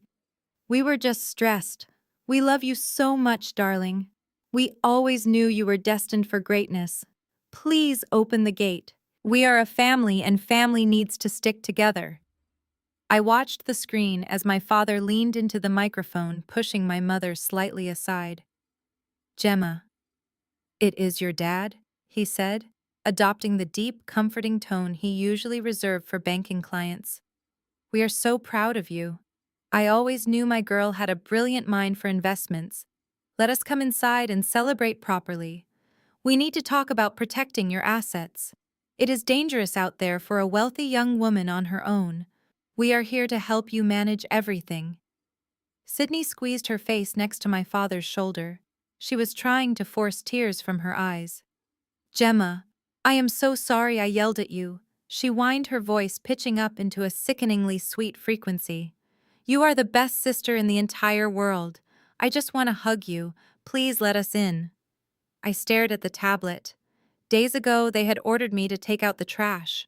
They had threatened to destroy my business. Now separated from my fortune by 20 feet of reinforced steel, they were putting on the performance of a lifetime. They were not crying because they loved me. They were crying because they realized they had abused the one person who could save them from financial ruin. Shall I contact the local police department and have them removed for trespassing? Garrison asked, his hand hovering over his radio. I looked at the live video feed for another moment. Watching them humiliate themselves on a tiny screen was satisfying, but it was not enough. I needed them to see me. I needed them to look at the fortress I had built and realize they would never be allowed inside. No, I replied, handing the tablet back to Garrison. Do not call the police just yet. I am going to go down there. Garrison nodded sharply and signaled two of his security operators to flank me. I walked away from the terrace through the grand foyer and out the heavy front doors. The walk down my sweeping cobblestone driveway was long and peaceful. The California sun was shining brightly and the scent of blooming jasmine filled the air. With every step I took, I felt the remaining lingering shadows of my childhood completely evaporate. As I rounded the final bend of the driveway, the towering wrought iron gates came into full view. My family saw me approaching. My mother immediately let out a loud, dramatic gasp and pressed her face against the thick metal bars. My father stood up straight, plastering a massive fake smile across his face. Sydney grabbed the iron bars with both hands, shaking them lightly like a trapped animal. Trey just stared at the armed security guards, walking closely beside me, his jaw clenched tight. I stopped walking when I was exactly 5 feet away from the gate. I did not smile. I did not greet them. I simply stood there, flanked by my security team, looking at the strangers on the other side of the iron bars. My mother immediately reached her arms through the thick wrought iron bars, her diamond bracelets clinking against the dark metal. She made a desperate clawing motion, trying to physically grab onto the fabric of my cream designer suit. "Come here, Gemma," she sobbed, her voice trembling with an expertly crafted vulnerability. "Let your mother hold you. It has been such a stressful week for all of us. I just want to feel my girl's arms around me." I did not take a single step forward. I kept my hands resting calmly at my sides. My security guards mirrored my stillness, their eyes constantly scanning the street for any sudden movements. "Are you going to open the gate, sweetheart?" My father asked, his comforting tone starting to sound just a little strained. "We cannot exactly have a private family reunion out here on the sidewalk. Let us come inside. Trey brought some champagne to celebrate your amazing news. We have so much catching up to do." I looked at Trey. He was standing perfectly still behind my father, holding a cheap bottle of sparkling wine, his eyes darting nervously between my face and the imposing security team. He was the only one who seemed to grasp the true gravity of the situation. He knew about the credit report. He knew exactly what was coming. "I am not opening the gate," I said. My voice was completely flat, devoid of any anger or sadness. It was the voice of a CEO speaking to a defunct vendor. "And there is absolutely nothing for us to celebrate together." Sydney dropped her fake pout and stamped her foot. Stop being so dramatic, Gemma, she complained, her true entitled nature instantly bubbling to the surface. You won the lottery. You are richer than God. The least you can do is let your own flesh and blood inside to see the house. Do not act like you are suddenly better than us just because you got lucky. I did not win the lottery to become better than you, Sydney, I replied smoothly. I won the lottery so I would never have to look at you again. My mother gasped, recoiling from the iron bars as if I had physically struck her. Gemma, how can you say such a terrible thing? We are your family. We raised you. We sacrificed everything for you. That was the exact cue I had been waiting for. I turned slightly and nodded to Garrison. He reached inside his tailored suit jacket and pulled out a thick, heavy manila folder. It was the exact same dossier Trey had illegally downloaded earlier that afternoon, containing every certified document, every bank statement, and every forged signature from the past 15 years. Garrison handed the folder to me. I stepped forward, closing the distance to the gate. My mother eagerly leaned in, perhaps thinking I was handing her a check or a set of keys. Instead, I slid the thick manila folder through the narrow gap between the heavy iron bars. It landed on the cobblestone street right at my father's expensive leather shoes with a heavy, satisfying thud. My father looked down at the folder, his fake smile faltering. "What is this?" he asked cautiously. "That is a complete certified record of the $100,000 in private loans and high-limit credit cards you took out under my Social Security number when I was 18 years old," I stated clearly, making sure every single syllable carried through the crisp air. "It includes the original applications featuring my mother's sloppy forged signature, the bank transfer receipts routing the funds directly into your personal checking account, and the subsequent default notices that completely destroyed my credit score for over a decade." The silence that fell over the street was absolute. My father stared at the manila folder as if it were a venomous snake coiled at his feet. My mother's mouth opened and closed silently, her theatrical tears vanishing instantly. "You did not sacrifice everything for me," I continued, my voice cutting through the silence like a scalpel. "You sacrificed me for yourselves. You needed a kitchen remodel and a European vacation for your favorite child, so you stole my identity and left me with a decade of financial ruin. You did not raise a daughter. You raised a credit score." The transformation was immediate and completely terrifying. The sickeningly sweet, loving smiles melted off their faces in perfect unison. My mother's eyes hardened into cold, vicious slits. The fragile, emotional woman begging for a hug was instantly replaced by the cruel, calculating matriarch I had known my entire life. My father slowly bent down and picked up the folder. His hands were shaking, but his jaw was clenched with pure, unadulterated rage. His face turned a deep, dangerous shade of purple. "You ungrateful little brat," my father hissed, his voice dropping into a low, terrifying register. "You think you can use this against us? You think a pile of old papers makes you untouchable? We are your parents. We gave you life. You owe us everything." Sydney lunged toward the gate, gripping the bars so tightly her knuckles turned entirely white. "You are going to give us that money, Gemma," she screamed, completely losing her mind. "You owe Trey that money. His business is failing because of you. If you do not let us in right now, we will destroy you. We will go to the press. We will tell everyone you are insane." I took a step back from the iron bars, perfectly safe behind my impenetrable wall. I looked at the vicious, snarling faces of the people who shared my blood. They were no longer pretending. The masks were entirely gone, leaving only the ugly, greedy truth exposed for the world to see. The silver SUV violently reversed away from my wrought iron gates, the tires screeching against the pristine Bel Air cobblestone. Inside the vehicle, the atmosphere was completely toxic. My father sat in the passenger seat, his hands physically shaking as he gripped the thick manila folder I had just dropped at his feet. He tore the top pages in half with a sudden burst of anger, but tearing up copies would not erase the federal crimes he had committed. My mother was sobbing in the back seat, but these were no longer theatrical tears meant to manipulate me. They were the very real tears of a woman suddenly terrified of federal prison. Sydney was screaming next to her, pounding her fists against the leather upholstery, throwing a massive tantrum over the millions of dollars slipping through her fingers. "Shut up!" Trey yelled from the driver's seat, his voice booming over the chaotic noise. "Everyone just shut up and listen to me. We are not going to jail, and we are certainly not walking away from $100 million.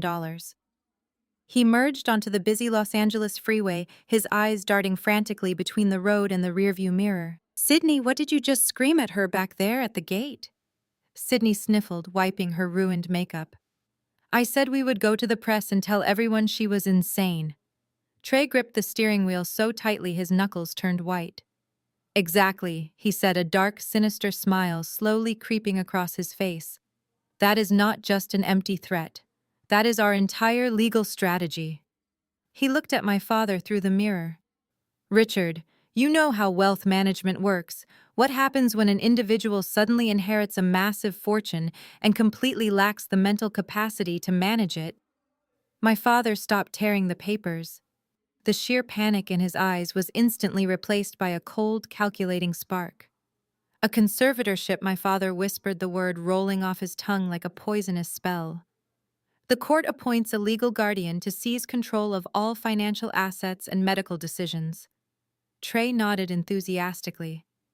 "Exactly. We go to a judge, and we claim that winning $102 million overnight triggered a severe aggressive psychotic break. We tell the court that Gemma is suffering from extreme paranoia, that she is suddenly isolating herself behind armed guards, and that she is hallucinating past traumas. We frame the fraud documents she handed you as part of her intricate paranoid delusions. She is not a victim. She is a danger to herself." My mother leaned forward, her diamond earrings catching the sunlight. "And since we are her immediate biological family, the state would naturally appoint us as her legal conservators." She realized, her voice trembling with a fresh wave of unadulterated greed. "We would have total executive control over the entire Horizon Blind Trust." Trey slammed his hand against the steering wheel in triumph. "Yes, but a judge will not just take our word for it. We need a solid paper trail. We need to establish a verified public record of her severe mental decline immediately, starting right now." He barked orders like a military commander. "Beverly, get on your Facebook. Sydney, pull out your camera. Start posting." My mother immediately pulled out her phone and opened her social media accounts. She drafted a long, heartbreaking post addressed to her country club friends and extended family. She wrote about her deep, agonizing sorrow over my sudden disappearance. She claimed I was experiencing terrifying delusions of grandeur and extreme paranoia. "Please pray for my daughter Gemma." She typed, her thumbs flying across the screen. "The sudden shock of her financial windfall has severely fractured her fragile mind. She has locked herself inside a fortress and hired armed mercenaries because she believes her own loving family is trying to hurt her. We are absolutely terrified for her physical safety." Next to her, Sydney adjusted her hair to look appropriately disheveled and hit record on her phone. She stared into the camera with wide, tear-filled eyes, adopting the perfect tragic influencer persona. "Hey guys," Sydney whispered into the microphone, her voice trembling flawlessly. "I really need to talk about mental health today. My older sister is going through a devastating psychological crisis right now. We tried to visit her today to get her medical help, but she threatened us. She is completely detached from reality. Please send our family strength while we try to save her from herself." Trey smiled as he smoothly navigated the heavy Los Angeles traffic. The sinister trap was officially set. They were no longer simply just trying to steal from me. They were actively constructing a narrative to legally erase my autonomy and steal my entire life. The morning after the incident at the gates felt remarkably serene. I was standing in my state-of-the-art commercial kitchen, testing a new recipe for my upcoming restaurant launch. The smell of brown butter and roasted sage filled the massive space. I had spent the last 24 hours ignoring the media frenzy outside my walls, focusing entirely on my future. I felt safe. I felt entirely in control. But my family was not quite finished trying to destroy me. My secure phone rang sharply, cutting through the quiet hum of the Sub-Zero refrigerators. It was not a standard incoming call. It was the encrypted emergency line connected directly to Mr. Harrison, my senior wealth management attorney. I wiped my hands on a clean towel and answered the call. Gemma. Mr. Harrison said, his usually calm and measured voice sounding noticeably tense.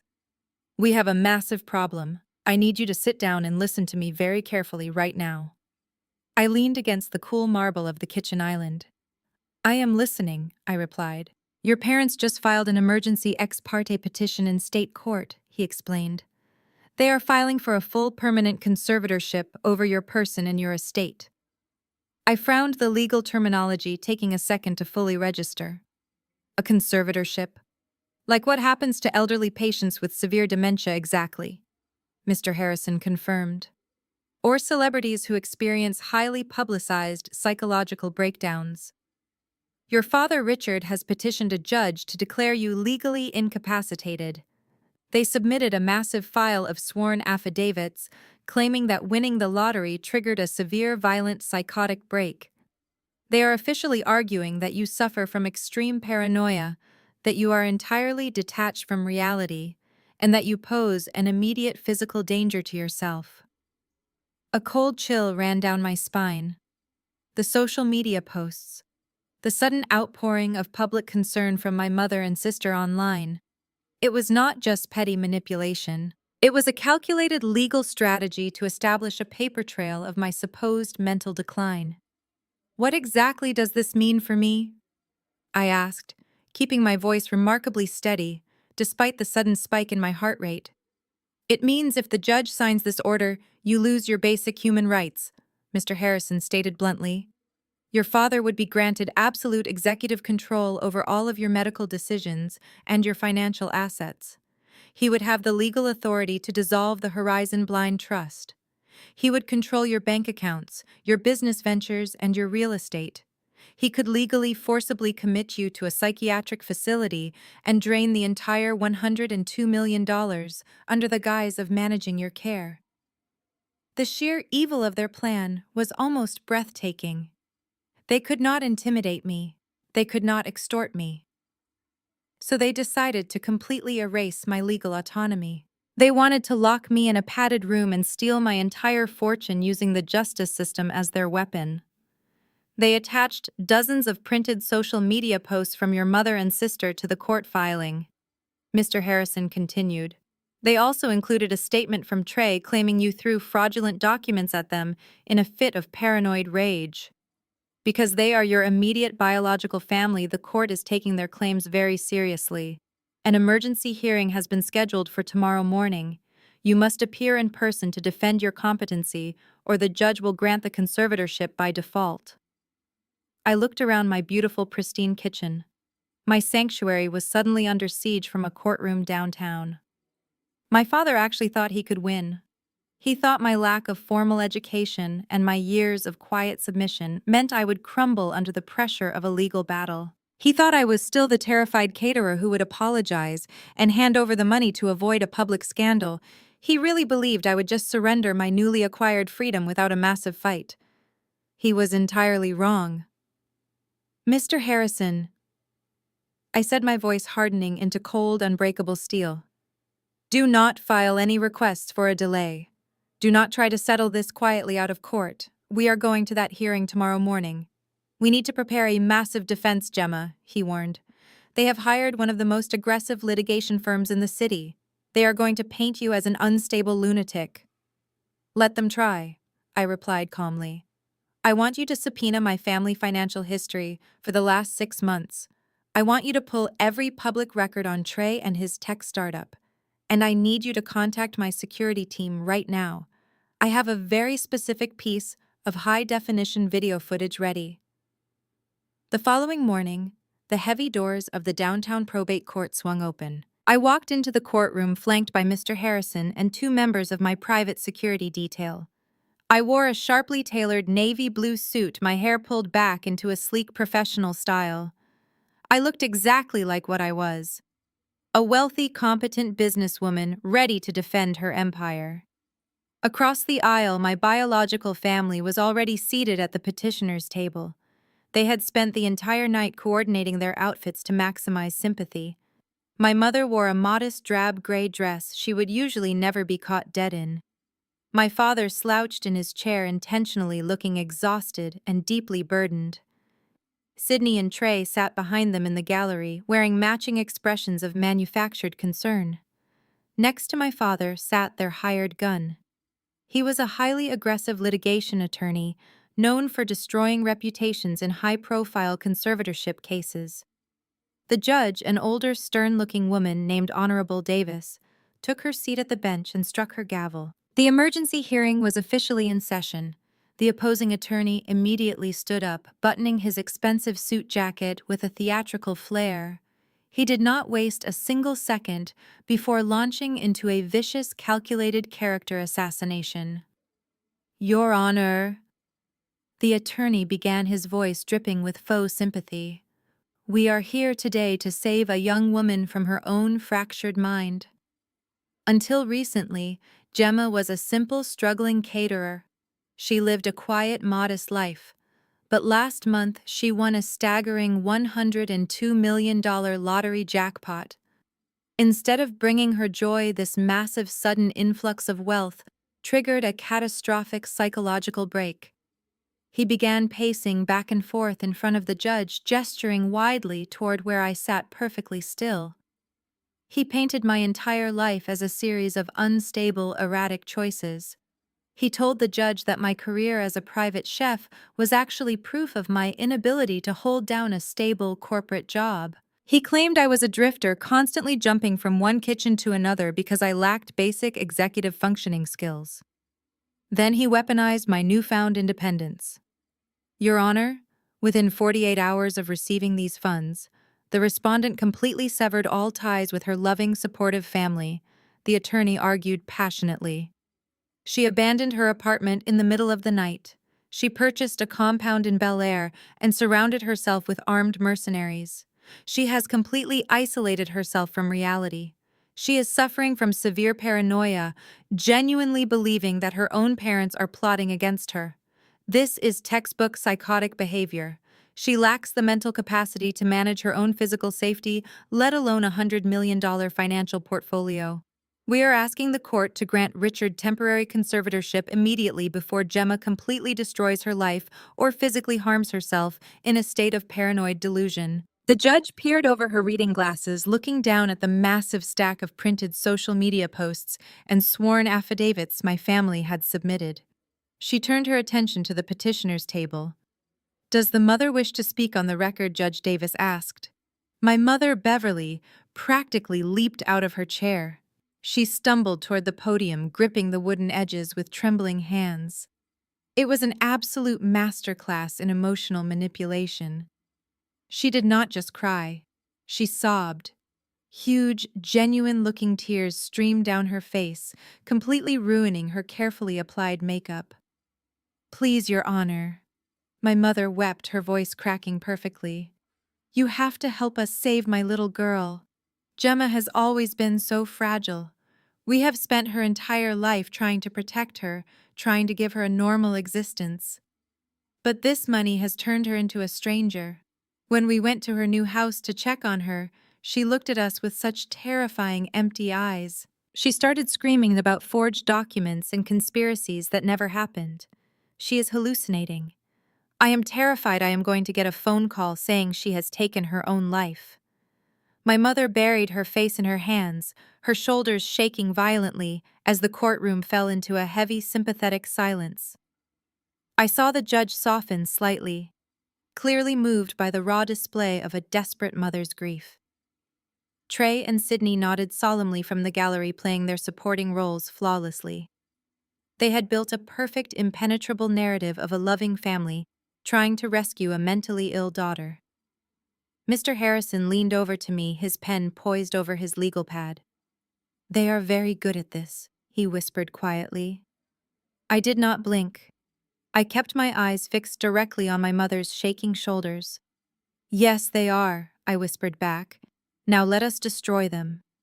The judge nodded sympathetically toward my mother as she hobbled back to her seat at the petitioner's table. My father wrapped a comforting arm around her trembling shoulders, playing the part of the devoted patriarch to absolute perfection. Judge Davis took a deep breath, clearly affected by the performance, and turned her attention to our side of the courtroom. Does the respondent have anything to present before I make my ruling? The judge asked, her tone suggesting she had already made up her mind to grant them the conservatorship. Mr. Harrison stood up slowly, smoothing the front of his suit. Yes, Your Honor, he said, his voice ringing with absolute confidence. We have listened to a deeply moving story about a loving family desperately trying to save a daughter from a sudden psychotic break. However, we prefer to rely on objective reality rather than theatrical performances. I would like to submit Exhibit A into the official record. It is a piece of high-definition video and audio footage recorded just a few days before my client allegedly lost her mind. The judge frowned slightly but gestured for him to proceed. What is the source of this footage? Counselor Mr. Harrison walked over to the large multimedia display monitor positioned near the jury box. It was actually captured by the state-of-the-art security system installed at the $4 million residence of the petitioner's daughter Sydney and her husband Trey. As a tech entrepreneur, Trey insisted on the highest quality interior surveillance for his new home. We subpoenaed the cloud backup yesterday afternoon. In the gallery, I heard a sharp, sudden intake of breath. I glanced over my shoulder and saw Trey physically freeze. His eyes were wide with pure panic. He had completely forgotten about the interior cameras he had installed to monitor his domestic staff. My mother's fake tears instantly dried up, and my father's comforting arm dropped from her shoulders like a lead weight. Mr. Harrison pressed a button on a remote control, and the massive monitor flickered to life. The courtroom was instantly transported back to the night of the housewarming party. The high-definition camera angle was positioned perfectly in the corner of the grand foyer, capturing the entire room in stunning clarity. The audio was crystal clear. The video started exactly at the moment my tray slipped. The loud crash of the champagne flute breaking echoed through the quiet courtroom. Every head turned toward the screen. The attendees watched as my mother, the same woman who had just sobbed about her fragile little girl, stomped aggressively across the marble floor. "You are so entirely useless, Gemma," my mother hissed from the television speakers, her face contorted with cruelty. "Look at what you have just done. This rug costs more than your entire catering business makes in a year." The judge leaned forward over the bench, her eyes narrowing sharply. The contrast between the weeping mother at the podium and the vicious tyrant on the screen was incredibly jarring. Then came the line that would completely seal their fate. My mother grabbed my arm on screen, her manicured nails digging into my skin. "You will be a servant to your sister, so you do not need to cry or make pathetic excuses. You were put here to help her shine, and you cannot even do that right." A collective gasp rippled through the courtroom gallery. Even the opposing attorney looked visibly uncomfortable, shifting his weight and staring at his legal pad. But the video was not over. The footage continued, showing my father addressing his wealthy guests. "Some children are born to lead and create immense value," his recorded voice boomed confidently. "Others are simply born to serve. We need visionaries to build mansions and laborers to scrub the floors." Judge Davis looked directly at my father. Her expression had transformed from sympathetic concern to absolute ice-cold disgust. Finally, the video showed Trey stepping into the frame. He smirked, mocking my minimum wage aesthetic, and aggressively shoved the piece of paper into my hand. "That is a $5,000 damage fee," Trey sneered through the speakers. "Pay up, Gemma, or I will have my lawyers draft a lawsuit that will shut down your kitchen by Monday morning." Mr. Harrison paused the video right on Trey's arrogant, demanding face and turned the screen off. The ensuing silence in the courtroom was incredibly heavy and entirely deafening. The grand illusion of the loving, supportive family trying to rescue their sick daughter had been instantly and completely atomized. They were not terrified for my safety. They were the ones terrorizing me.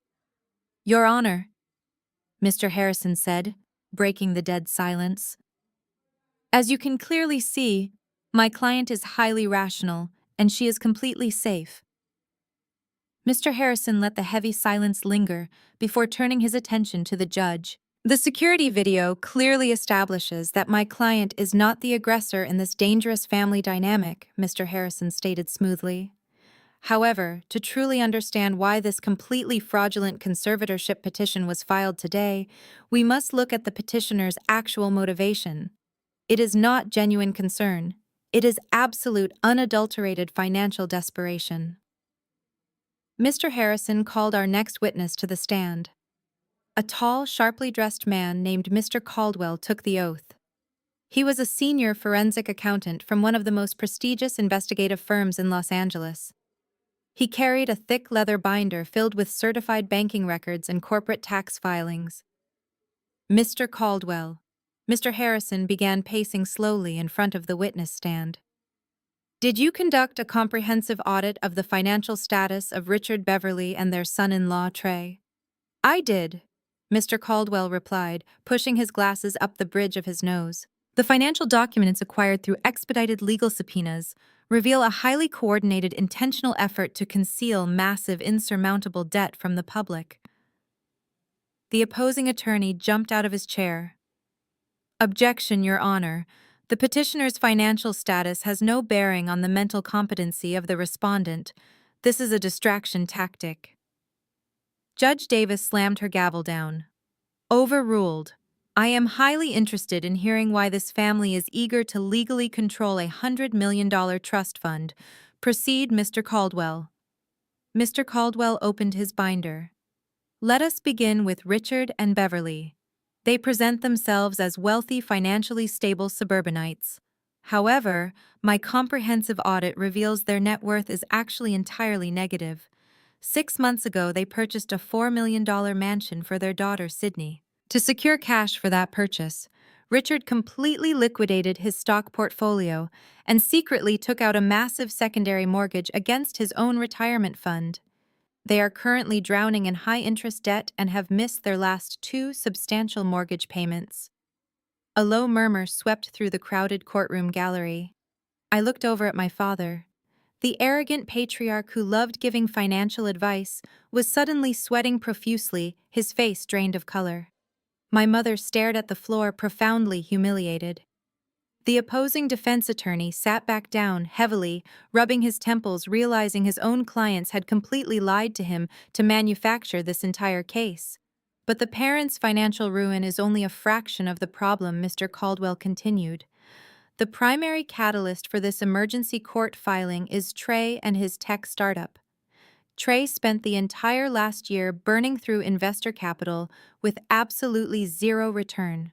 3 months ago, desperate to keep up appearances, Trey signed a $2 million loan agreement with a notoriously aggressive private equity firm. It was not a standard corporate loan," Mr. Caldwell explained clearly.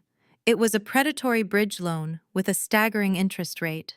Because he lacked business revenue, Trey secretly used the $4 million mansion as direct collateral. According to the contract, the entire $2 million principal, plus massive accumulated interest, is due in exactly 30 days. If Trey cannot produce the cash, the private equity firm will immediately seize the mansion, liquidating the only physical asset the family has left. They are exactly 30 days away from total bankruptcy." The courtroom was dead silent. The grand illusion of their perfect lives was completely shattered. Every single lie they had told, every theatrical tear my mother had shed at the podium, it was all mathematically deconstructed and exposed as a desperate cash grab. They did not want to save me from a psychotic break. They wanted my lottery winnings to pay off their toxic debts.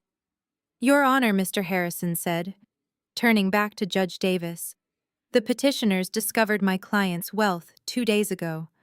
Yesterday, they realized she would not voluntarily give them the money. Today, they are perjuring themselves, claiming she is insane, trying to hijack her trust fund before the bank forecloses on their lifestyle. This petition is not a medical necessity, it is a highly malicious extortion attempt. Judge Davis looked down from the high wooden bench, her eyes locked directly on my father. The genuine sympathy she had shown just a few moments prior was entirely gone, replaced by a cold, furious glare. She now clearly realized she had almost been manipulated by a pair of criminals into helping them steal my life and lock me away.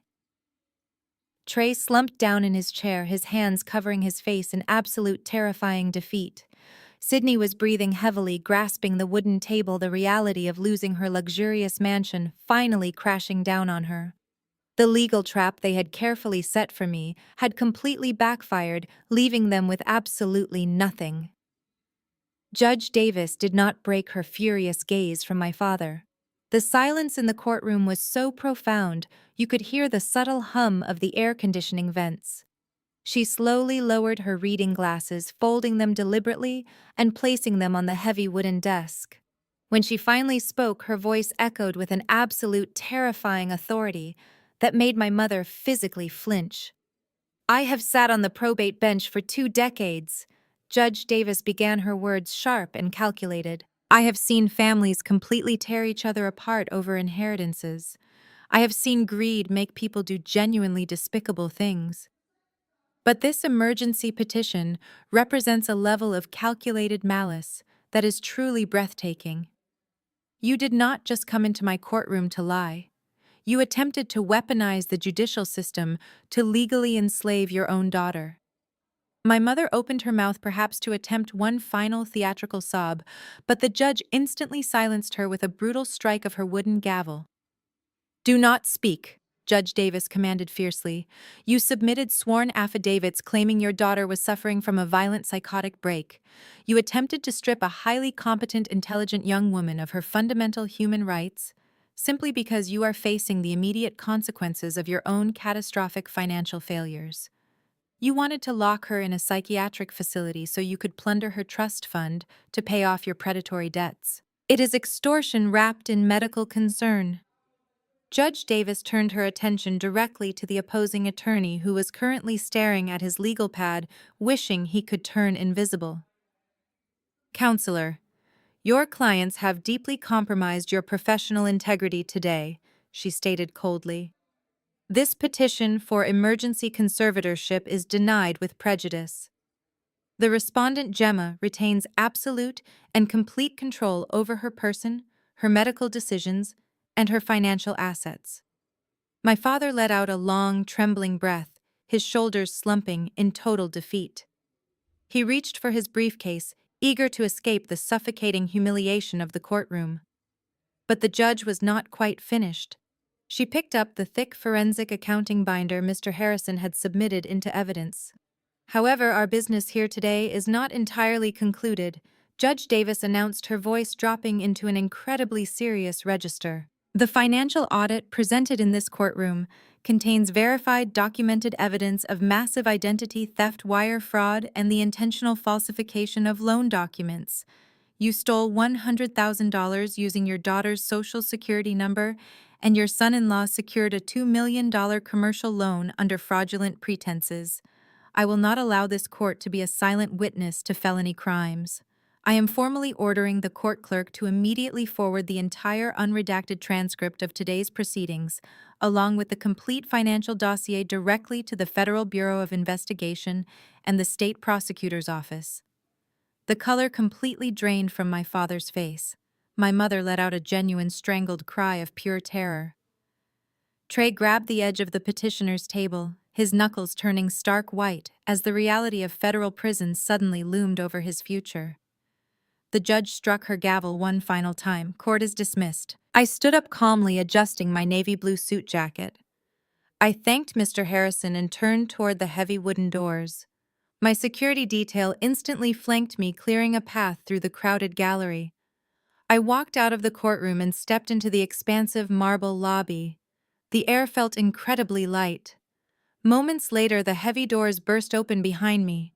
My family rushed out into the lobby, enveloped in an atmosphere of absolute panic. My parents were frantically whispering to each other about hiring criminal defense attorneys.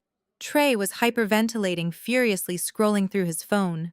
Sydney, however, was completely focused on me.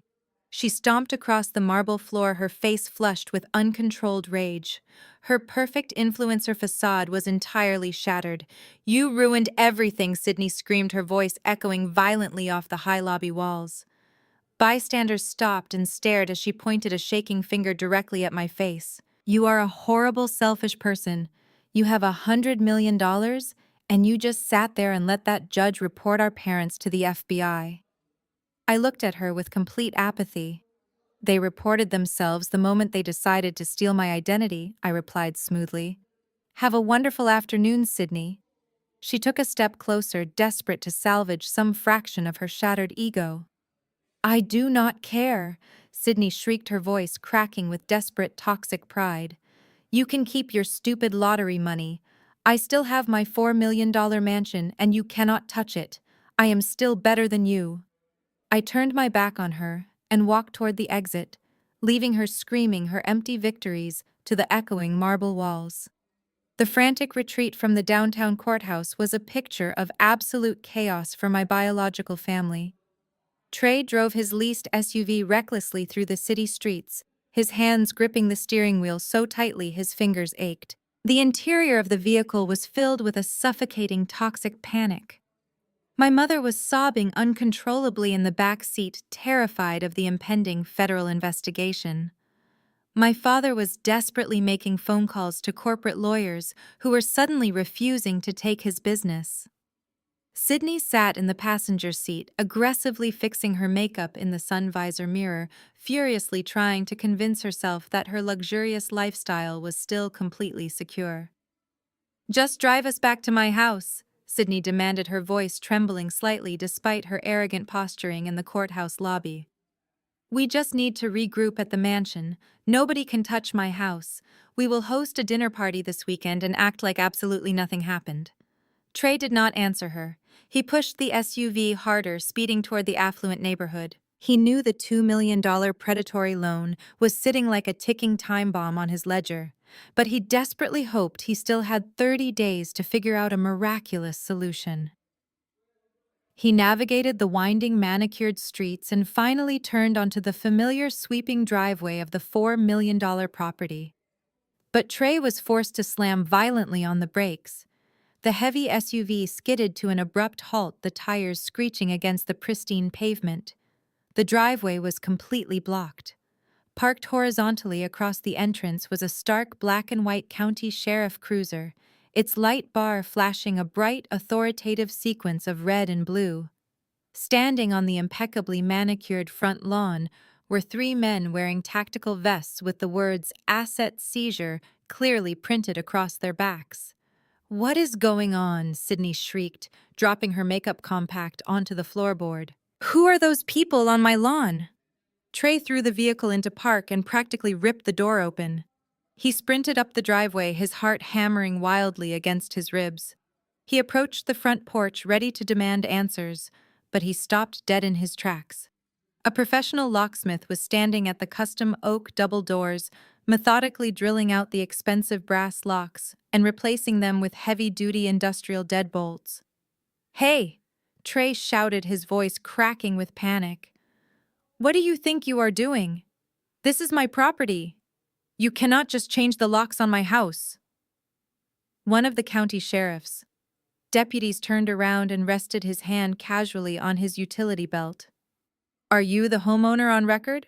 the deputy asked firmly. "Yes, I am Trey. And this is my wife's house," he stammered, pointing frantically at the massive structure. "You need to leave immediately."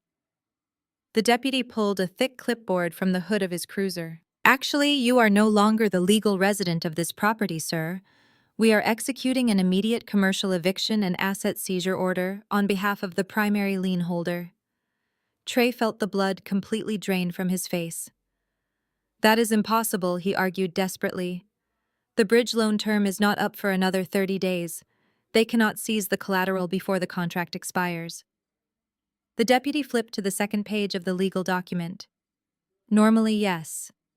However, the lending institution discovered massive irregularities in your original application.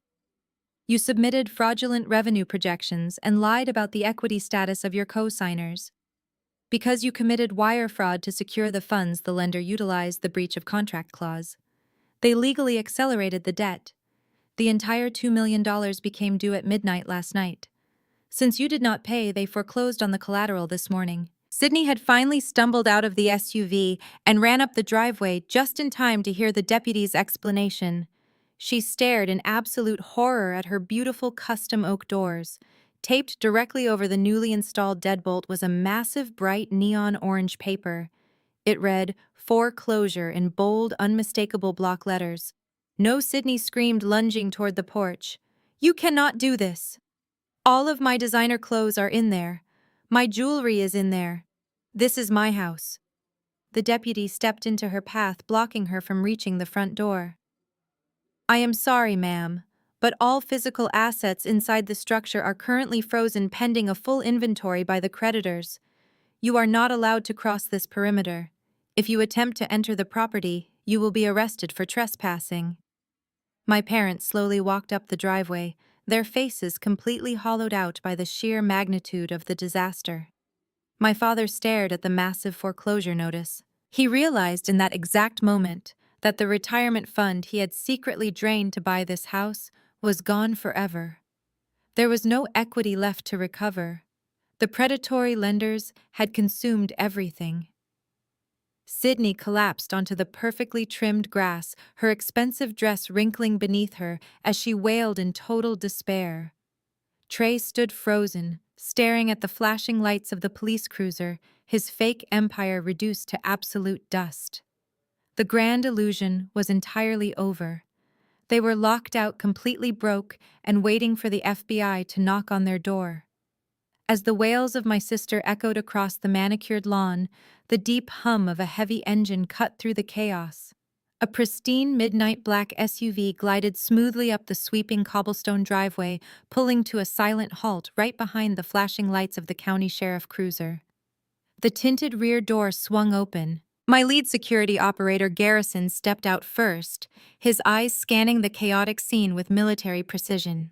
Then I stepped out onto the pavement. I was still wearing the sharply tailored navy blue suit from the courtroom, looking entirely out of place amidst the absolute ruin of my biological family. Sydney stopped crying for a fraction of a second, her tear-streaked face twisting into a mask of pure hatred. Trey snapped out of his paralyzed state.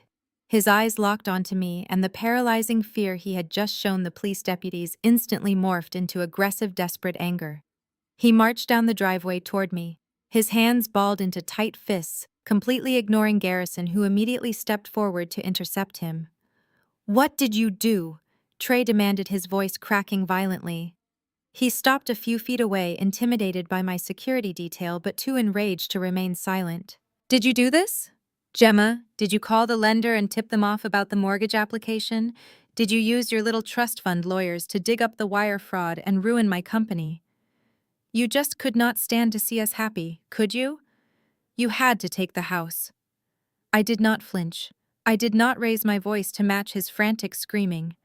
I simply looked at him with the calm, detached expression of an executive dealing with a highly incompetent employee. "I did not call your lender, Trey," I replied smoothly.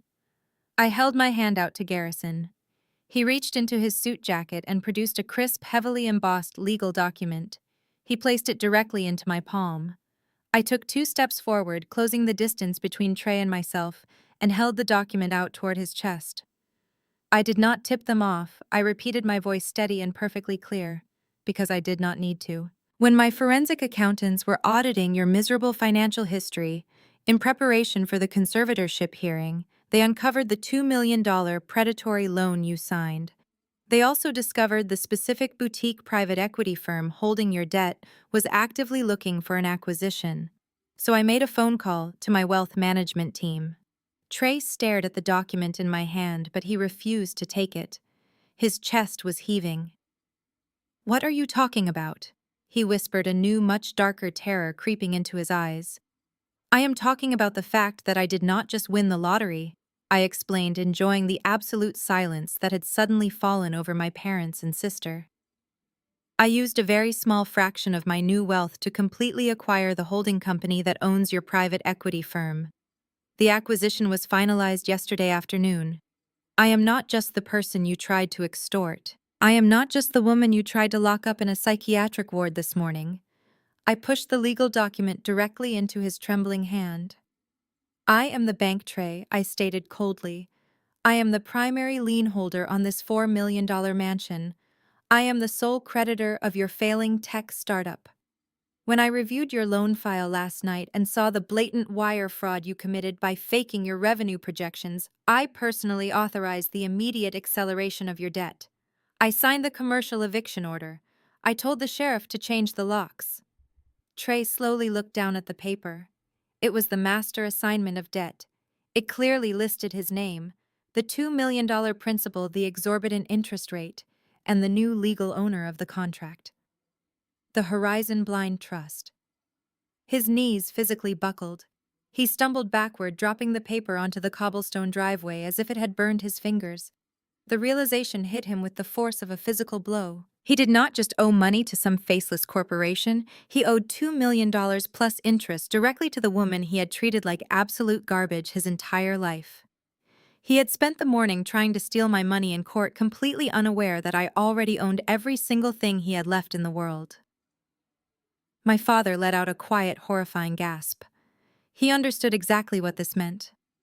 The retirement funds he had illegally drained to secure this property were sitting safely inside my investment portfolio. I now owned them completely and entirely. Their destruction was absolutely perfect justice.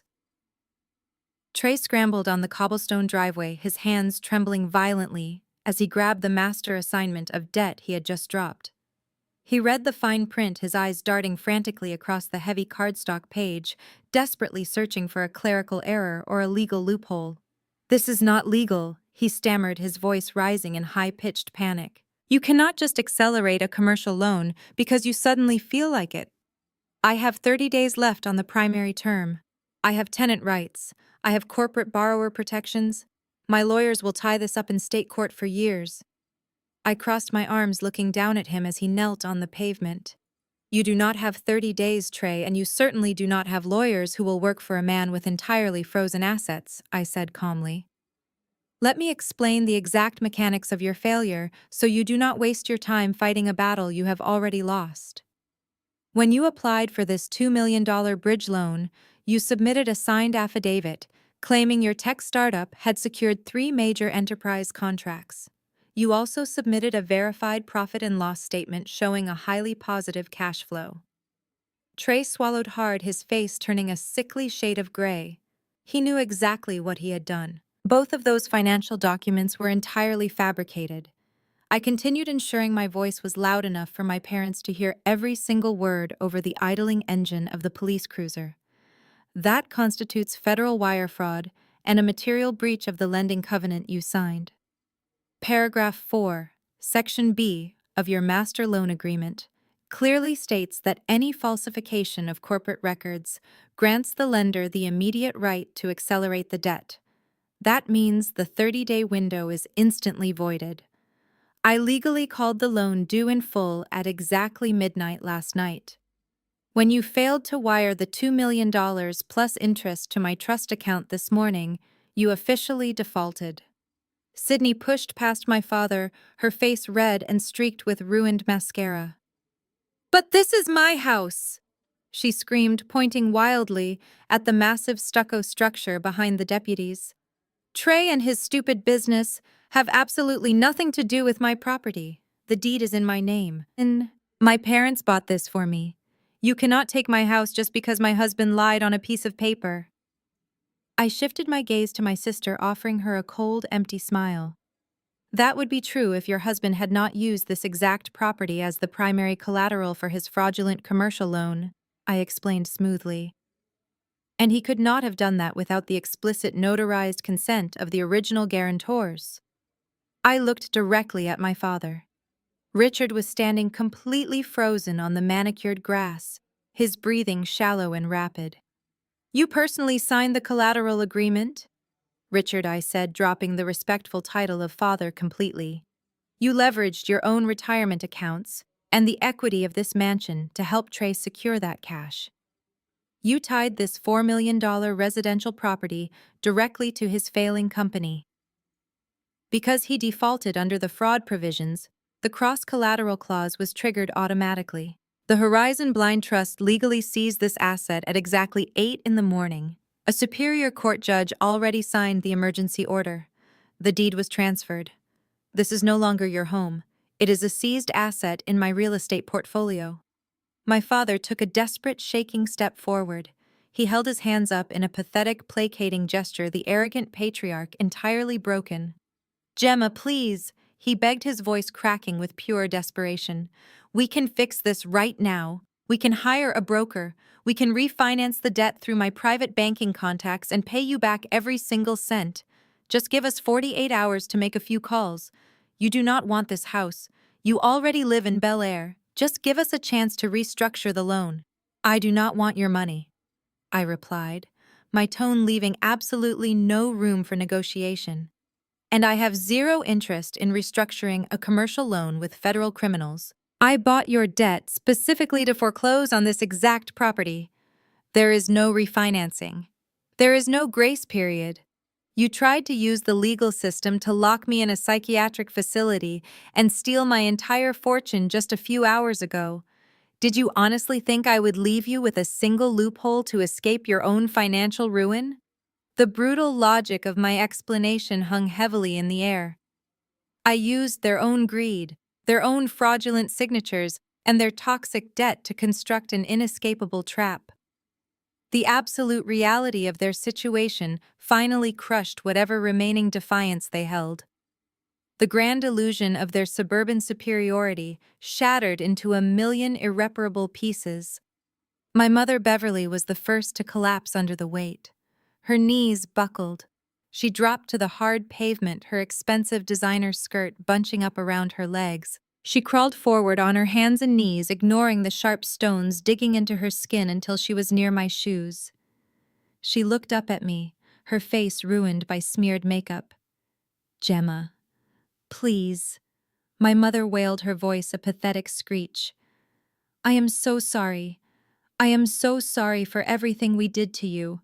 We were horrible parents. We were blind and greedy. Please find it in your heart to forgive us. You are a good person. You have always been the good one. Do not leave us on the street. We have nothing left.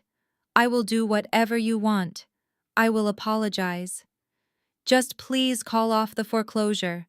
Call off the federal investigation." I looked down at the woman who had spent my life treating me like a disposable servant. She was not crying because she felt genuine remorse for the decades of emotional abuse or the massive financial fraud she committed against her own daughter. She was crying because she had finally been caught, and she was terrified of the severe consequences. "I cannot call off an investigation that is already in the hands of the authorities right now, Beverly," I replied coldly, stepping back to ensure she did not touch me. "And even if I could, I absolutely would not." Before my mother could let out another dramatic sob, a second pair of police cruisers turned sharply onto the driveway.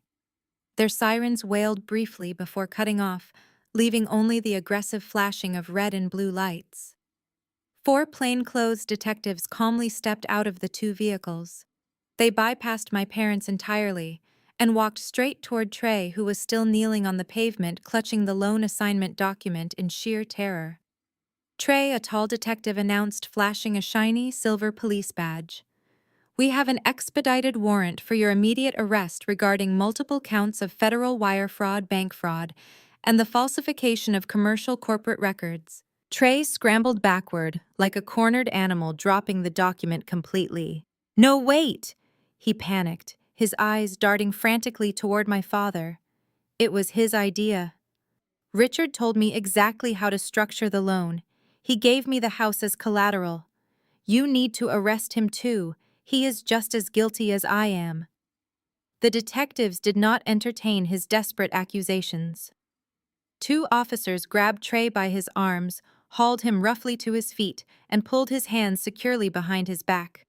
The sharp metallic click of the handcuffs echoing across the manicured lawn was the most satisfying sound I had ever heard in my entire life. They marched him toward the back of the cruiser, while he continued to sob and scream about my father orchestrating the entire criminal scheme. Sydney watched her husband get violently shoved into the back of a police car. She looked at the giant foreclosure notice firmly taped to her custom front door. She looked at our parents weeping helplessly on the hard ground. Her perfect, meticulously curated influencer lifestyle had vanished in a matter of seconds. She was left with absolutely nothing. She slowly turned her head and looked directly at me. The arrogant, entitled sister, who had mocked my uniform just a few days ago, was completely gone. She stumbled toward me, her hands shaking violently. Mascara ran down her cheeks in thick, dark rivers, staining the fabric of her expensive silk dress. Gemma Sydney pleaded, her voice trembling so hard she could barely form the words. "You have that massive estate in Bel Air. You have dozens of empty rooms. Please let me come with you. I cannot stay here. I have no money. I have nowhere to go. Let me stay in your guest house. I promise I will not be any trouble at all." I stared at her, my expression completely unchanged. "I will do anything you want," Sydney begged, tears pouring from her eyes in a relentless stream. "I will cook for you. I will clean the floors. I will do your laundry. I will be your maid, Gemma. Please just let me be your maid." I looked at her ruined dress and her manicured hands. I thought about the apron she forced me to wear and the garbage she demanded I take out. I slowly shook my head. "No, Sydney," I said, my voice cutting through the noise of the driveway with absolute chilling finality. "You do not have the work ethic for it." I slowly turned away from my sister, leaving her sobbing uncontrollably on the pristine cobblestone driveway. I walked back toward the waiting midnight black SUV parked on the street. Garrison opened the door for me. I stepped inside the quiet, climate-controlled cabin and settled into the leather seat. Through the tinted window, I watched the chaotic scene unfold one final time.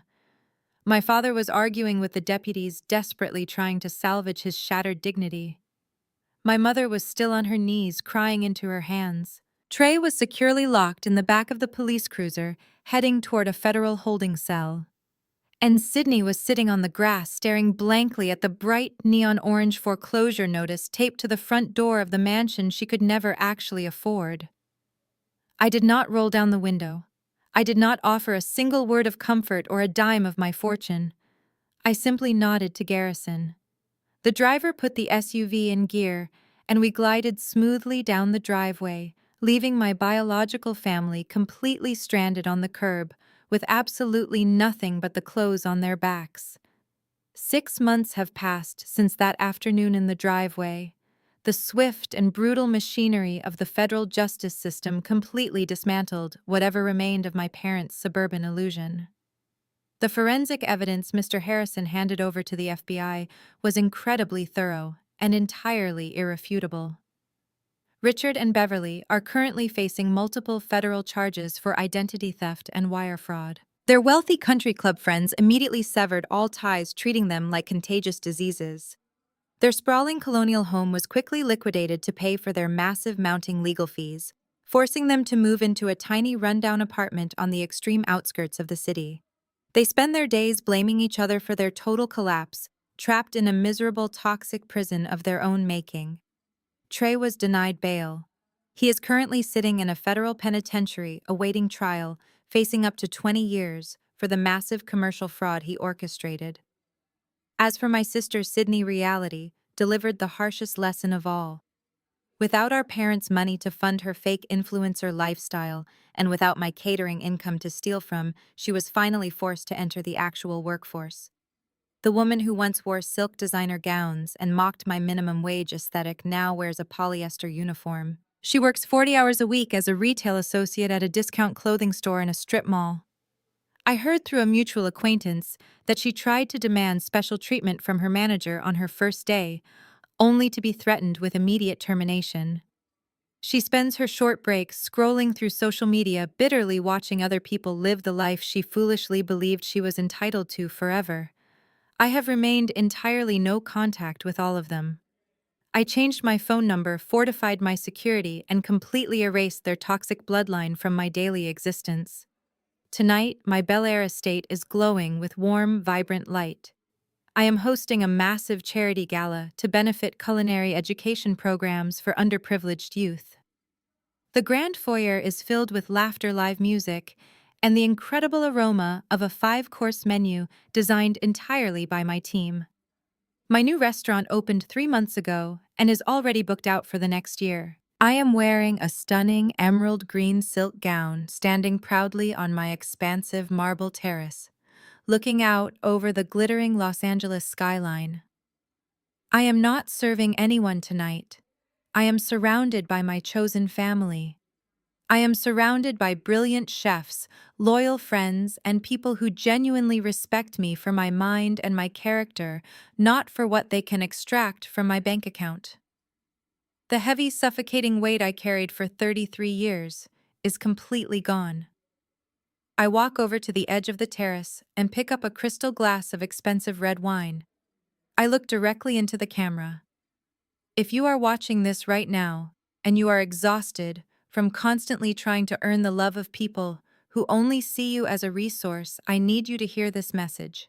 You do not owe your abusers absolute loyalty simply because you share the exact same DNA. Cutting off toxic family members is not a sign of weakness. It is the ultimate act of self-preservation. You are not required to set yourself on fire just to keep your family warm anymore. Build your own magnificent empire. Protect your peace at all costs. And never let anyone tell you that you are meant to be their servant. I raise my glass in a silent toast, take a slow, satisfying sip of the rich red wine, and smile. The story of Gemma teaches us a profound and often painful truth about human relationships. Sharing DNA with someone does not automatically guarantee their love, respect, or loyalty. For decades, Gemma was trapped in a relentless cycle of seeking validation from parents and a sister who only viewed her as a disposable asset and a financial stepping stone. The most crucial lesson embedded in this narrative is the vital importance of radical boundary setting. Society constantly pushes the romanticized idea that family is everything, and that we are obligated to endlessly forgive our relatives, no matter how egregious or damaging their abuse might be. However, Gemma's journey completely shatters this toxic myth. We learn that it is not only acceptable but entirely necessary for our survival to walk away from people who actively diminish our light. When toxic individuals show you their true colors, especially when they value your usefulness and obedience over your basic humanity, you must believe them the first time. Furthermore, true freedom isn't just about achieving massive financial independence. It is fundamentally about emotional emancipation. Gemma's ultimate victory wasn't merely acquiring $100 million. It was the precise moment she stopped caring about her family's approval. She stopped playing the assigned role of the obedient invisible scapegoat. Her story stands as a powerful reminder that our self-worth is never defined by how broken people treat us. We all possess the internal power to step out of the shadows, build our own secure sanctuary, and surround ourselves with a chosen family who values us for who we truly are. If you are currently pouring your energy into people who only take from you, take a step back today and choose to aggressively protect your own peace.